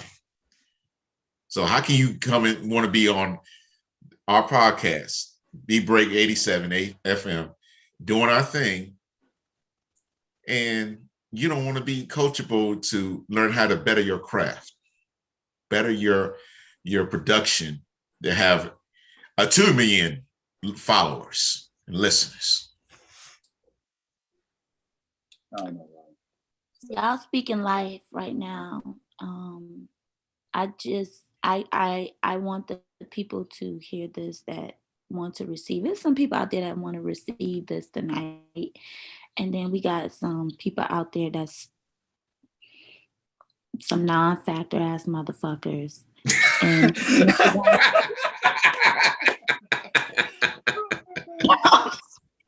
I'm just sorry. I got to put that out there, okay? Because I feel some type of way. I still feel some type of way, but I ain't gonna go there. Right. Listen, my only advice to everyone as we get ready to close out the show this morning, I didn't even get to my fake news today, but bump all that. There's always gonna be a fake news. Yeah. She fake. I wish this topic was fake news, but it's not. Yeah, no, but she fake. It's not fake news, but she fake. You had a fake in it. They're insinuating that this topic should be incorporated in the fake news segment. My only advice to everyone, that if you're serious about doing this podcast thing or radio, internet radio, of course, since internet radio is the way to go nowadays. My only advice is that be patient. The listeners will come. Mm-hmm. The money will come. Right. If you are doing this for clout, or if you doing this just to get attention on social media or whatever, that's on you. But what would you like your end game to be from all of this? Because I'm gonna tell you something, this B-Break Radio has got me into a lot of places than some, if not most, couldn't gain access to. I believe it. And I'm speaking from experience. It's not something that is made up. This is something that I know firsthand in my line of profession. I have seen people come and I have seen people go. Be patient. And if you're trying to get those millions of people to listen to your podcast, if you don't have any,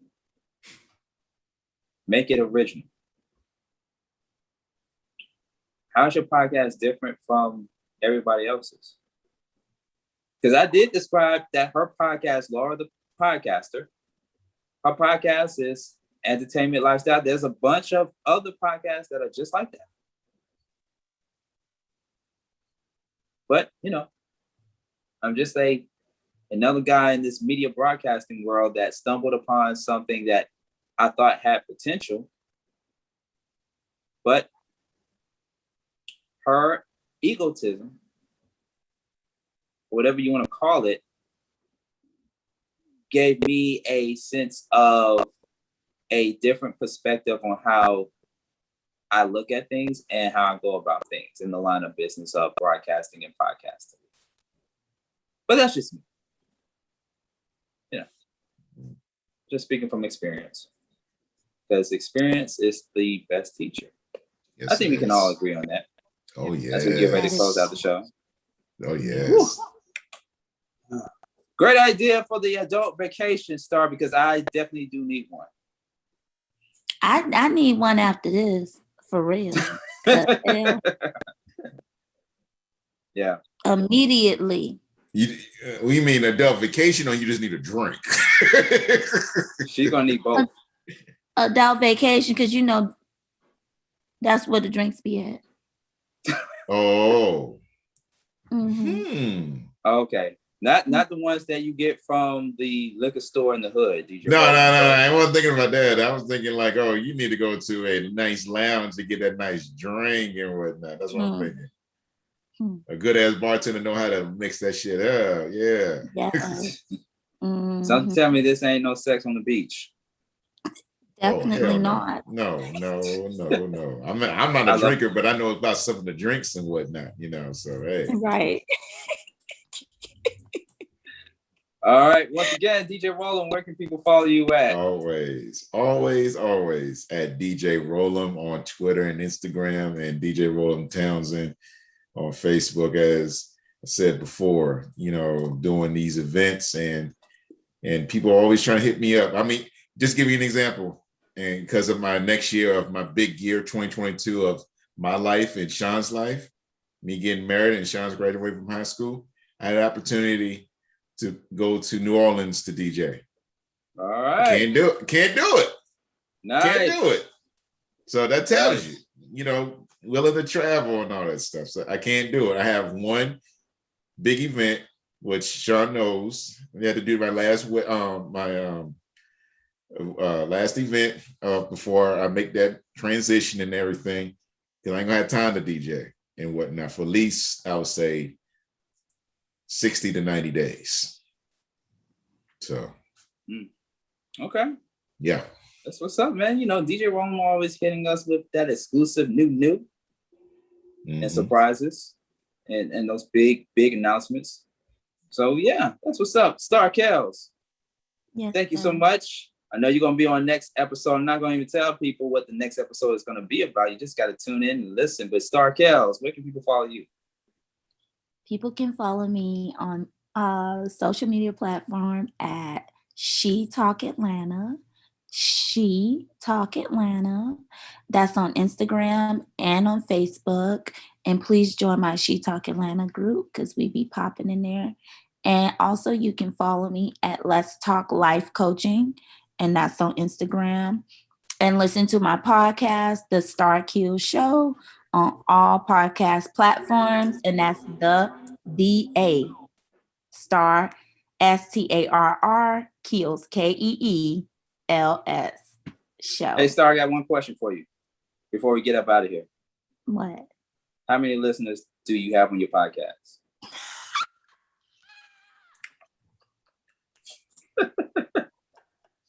Inquiring minds just want to know, that's all.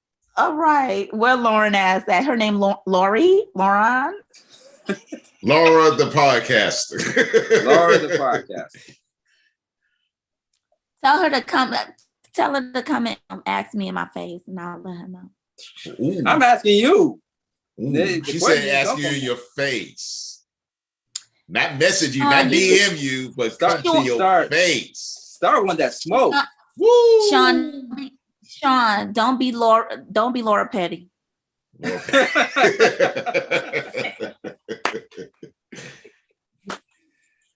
All right. Okay. All right. Let me get up out of here. I got some business to take care of. DJ Rollum, you got for us for the DJ Rollum mix? Yeah, actually, since we were talking about unless you support indie artists, that's what we're gonna put down. So that's what we're gonna put down for you, so you can listen to our local and internationally known international indie artists. That's what it's going to be put down for the DJ Roland mix. So that's what we're going to be putting out there. Support your local and or independent artists and continue to support Beat Break Radio. Yeah. That's all you have to do. All right. We out of here, ladies and gentlemen. Stay tuned for the DJ Roland Caffeine and Energy Drink Mix coming up right here on the Beat Break Morning Show. And don't forget to follow me. I forgot to give you my social media handles at Sean Garvey, Facebook, Twitter, Instagram at Sean Garvey ATL. How am I going to forget my social media? Damn, I've been talking about social media since the beginning of this show, and I almost forgot to give out my social media. Damn. Because you're a celebrity. I am a local one. Yeah. A local celebrity. Right. They know how to follow you, boo. That's right. And I probably got 1 million. And girls. 1 million and 1. 1,000,001. 1,000,001. There you go. 1,000,001. All right. It's the Beat Break Morning Show. Wake your ass up. Yep. OMG. Where's she at?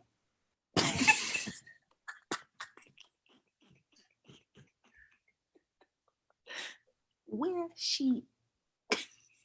Man. Let's say this. If she happens to follow this particular show and whatnot and just kept the mouth shut, I know this is an absolutely learning